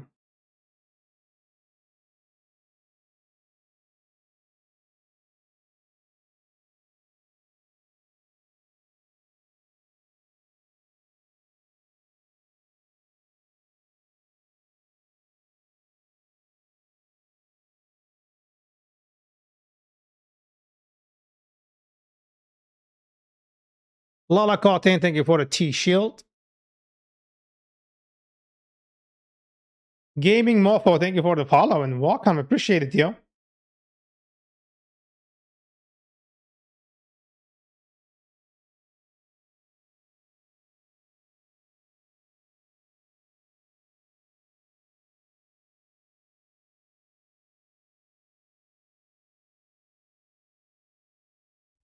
Okay, JavaScript generating fingerprint.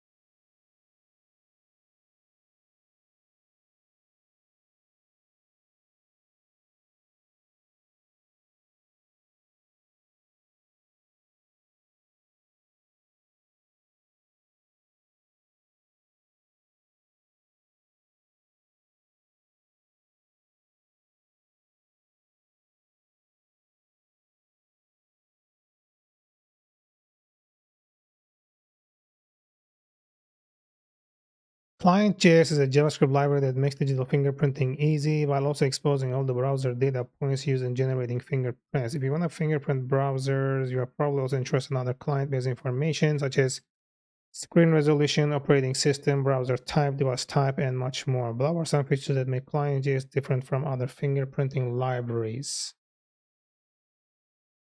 It's pure native JavaScript. It's decently lightweight at 15 kilobyte full bundle or 20 kilobyte minimal bundle. All user data points are available by design, not just a 30-bit integer fingerprint. Simply include based on the bundles, npm, yabba yibbity. Okay.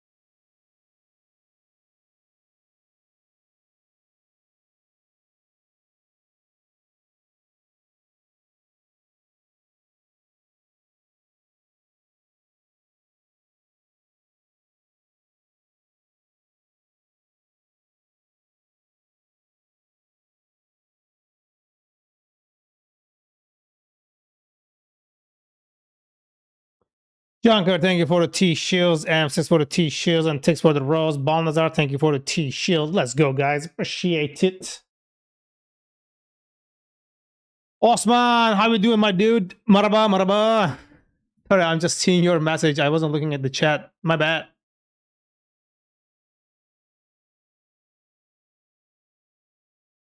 Okay, okay, okay. I see, I see. Oh. Is that it?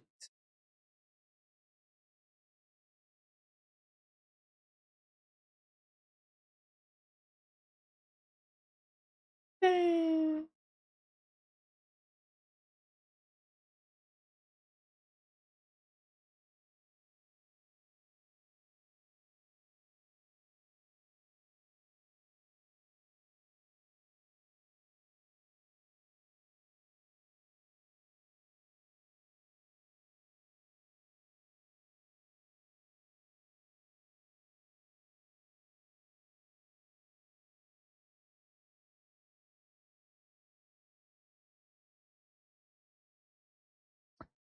Stone Little, thank you for the T-shield. Guys, thank you for the support. Appreciate it.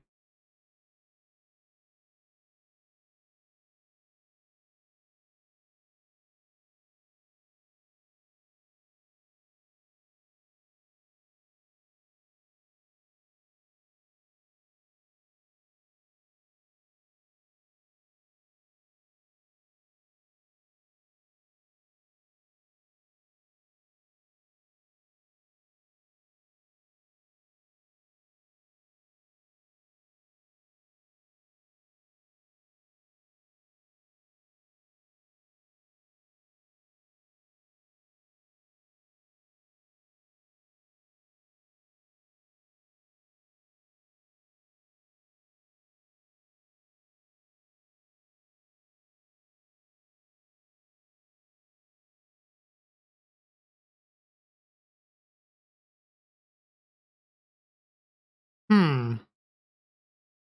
Pingondi, thank you for the T-shield. Guys, thank you, thank you, thank you, thank you.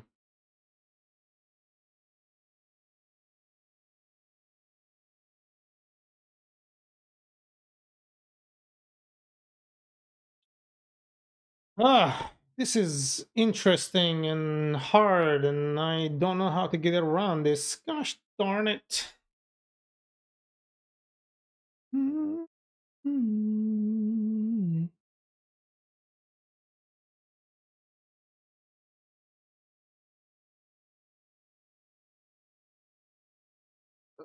Uh, uh, uh.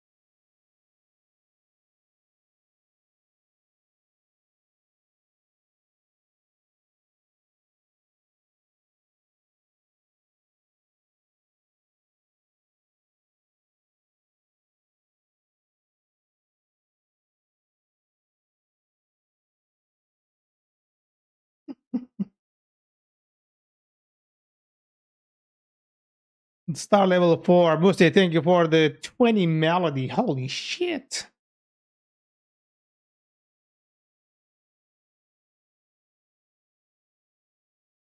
Coco Salty, thank you for the T shield. Bruh.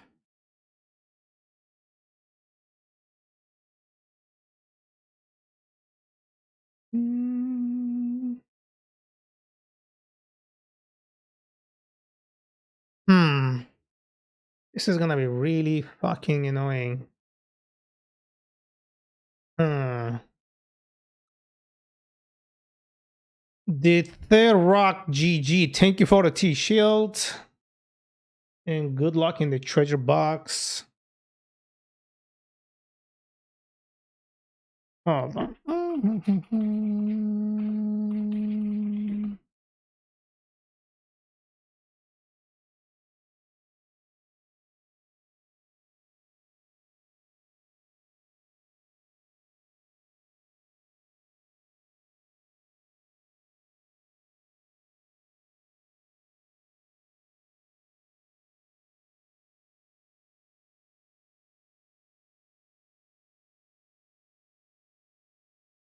Okay, so this makes sense. I think this is the way that they've been doing this. So that's the way that they've been going on about that. Gotcha, gotcha, gotcha, gotcha.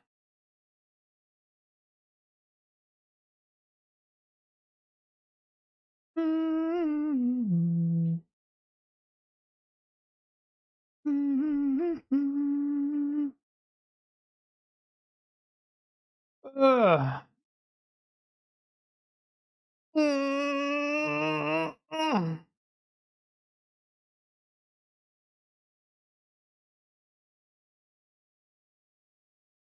And Dwayne, thank you for the melody. Appreciate it.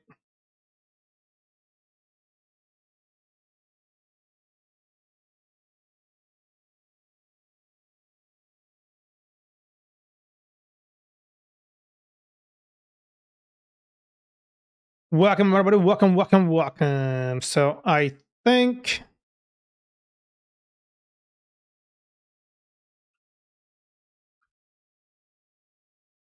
that's the one that we're going to be using.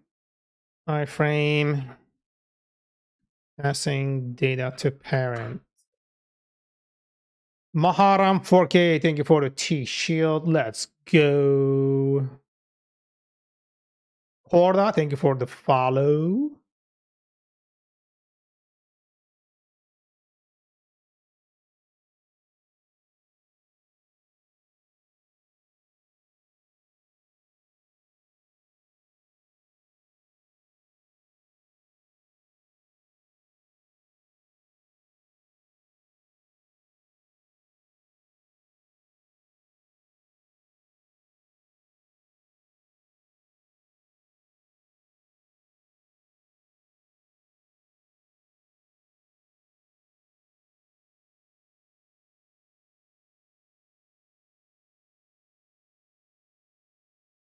Guldan, thank you for the T shield. Let's go.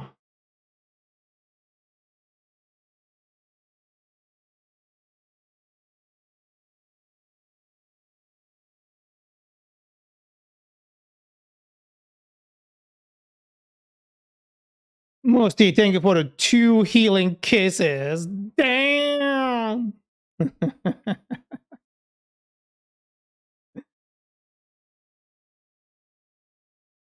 You're fighting with the other side, huh? Damn, man. Jesus.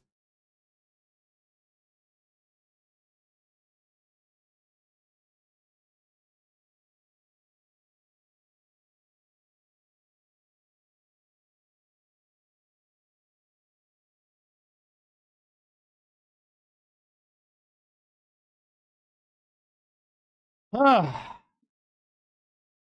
Hmm.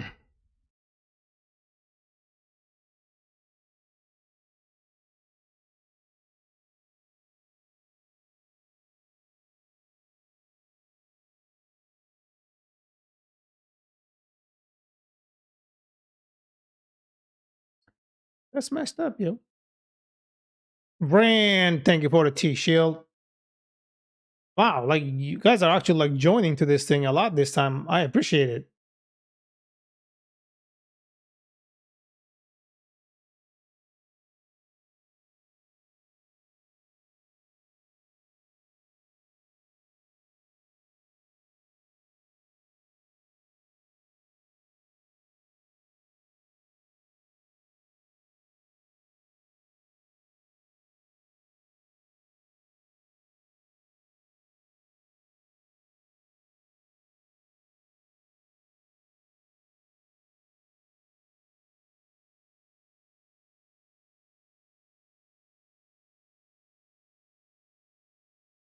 Brah.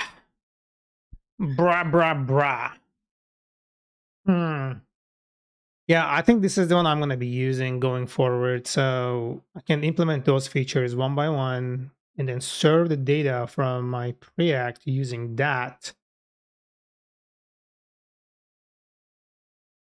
which would be the lowest option, right? Like smallest size. So I could be like very specific doing that. Yeah.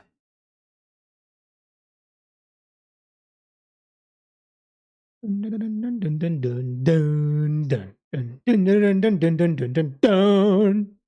don't even know what my music playing.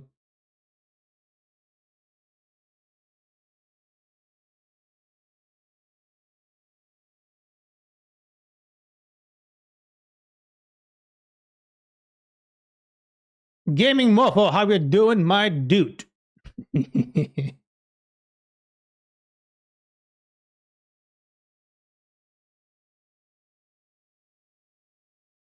Klapwa waka.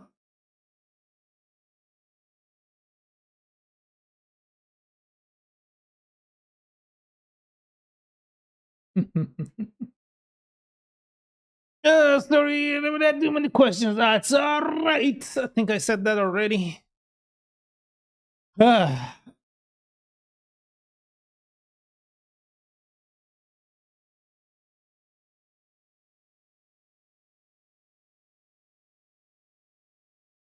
Hmm.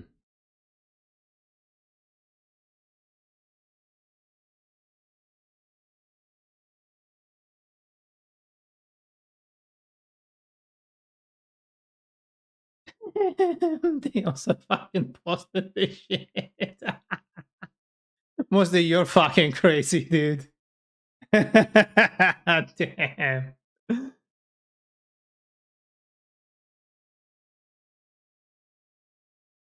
Bro.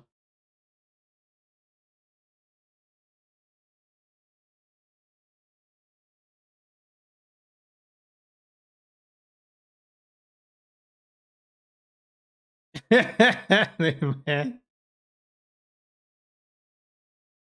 Oh. Okay, yeah, that makes sense. Bro. All right. So I think it will have to be iframe for it to really work. And I don't have to worry about that particular issue with authentication.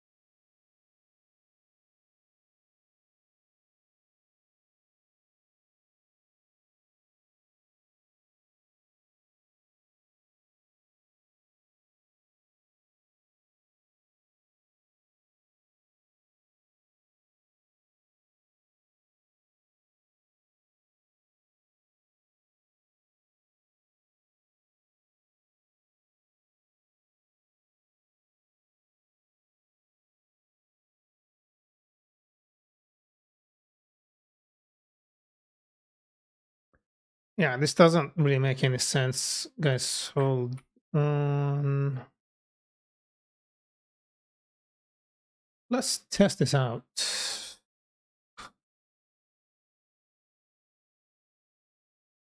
Feel like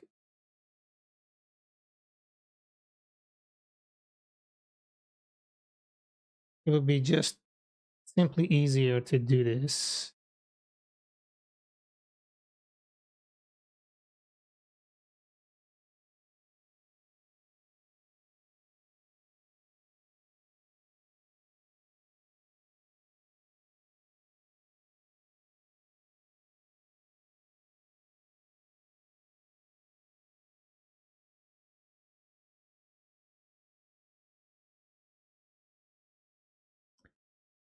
Yeah, this didn't work. So what's going on?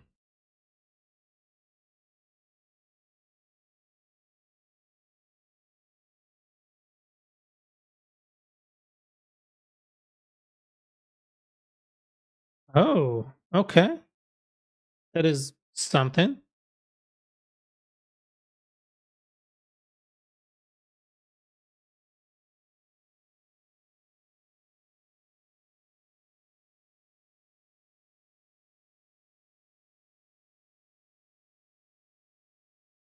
Yeah, I have to experiment with this. Like, what the hell? How the hell this is really working? Because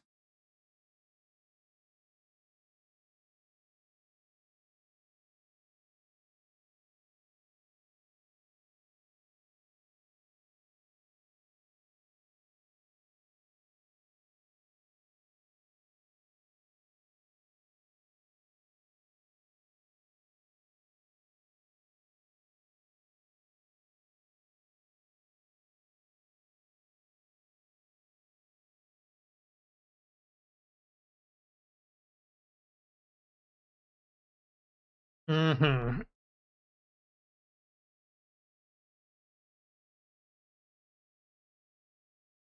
This is gonna be challenging and challenging as heck. God damn. I don't know how to get around this, you know. So I think I'm gonna have to like test it out personally. Probably after this. How much time do I have? 55 minutes. God damn it. It's a long time. 55 minutes is a long time, but I have to find a way. Guys, I'm gonna go check on my cat and see what he's doing, and I'm gonna bring him here. So give me a moment here.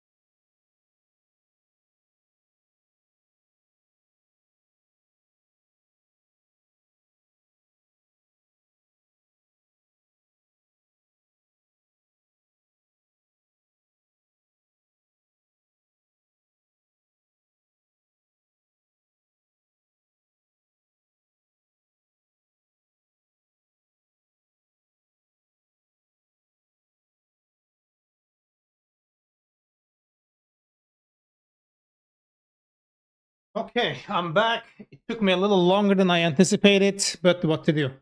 Carrie, thank you for the T shield. Ding dong, thank you for the T shield. Guys, thank you, thank you, thank you, thank you, thank you, thank you. Oh, static. Static. Holy shit. What? For reals? That's crazy. Hey, J Style, thank you for the T shield.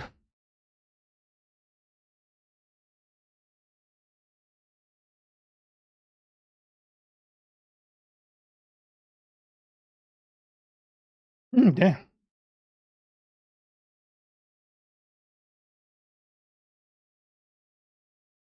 All right, so I'm gonna end this for YouTube and Kick, and then I'm just gonna chill out for Trova, guys. So give me a moment here.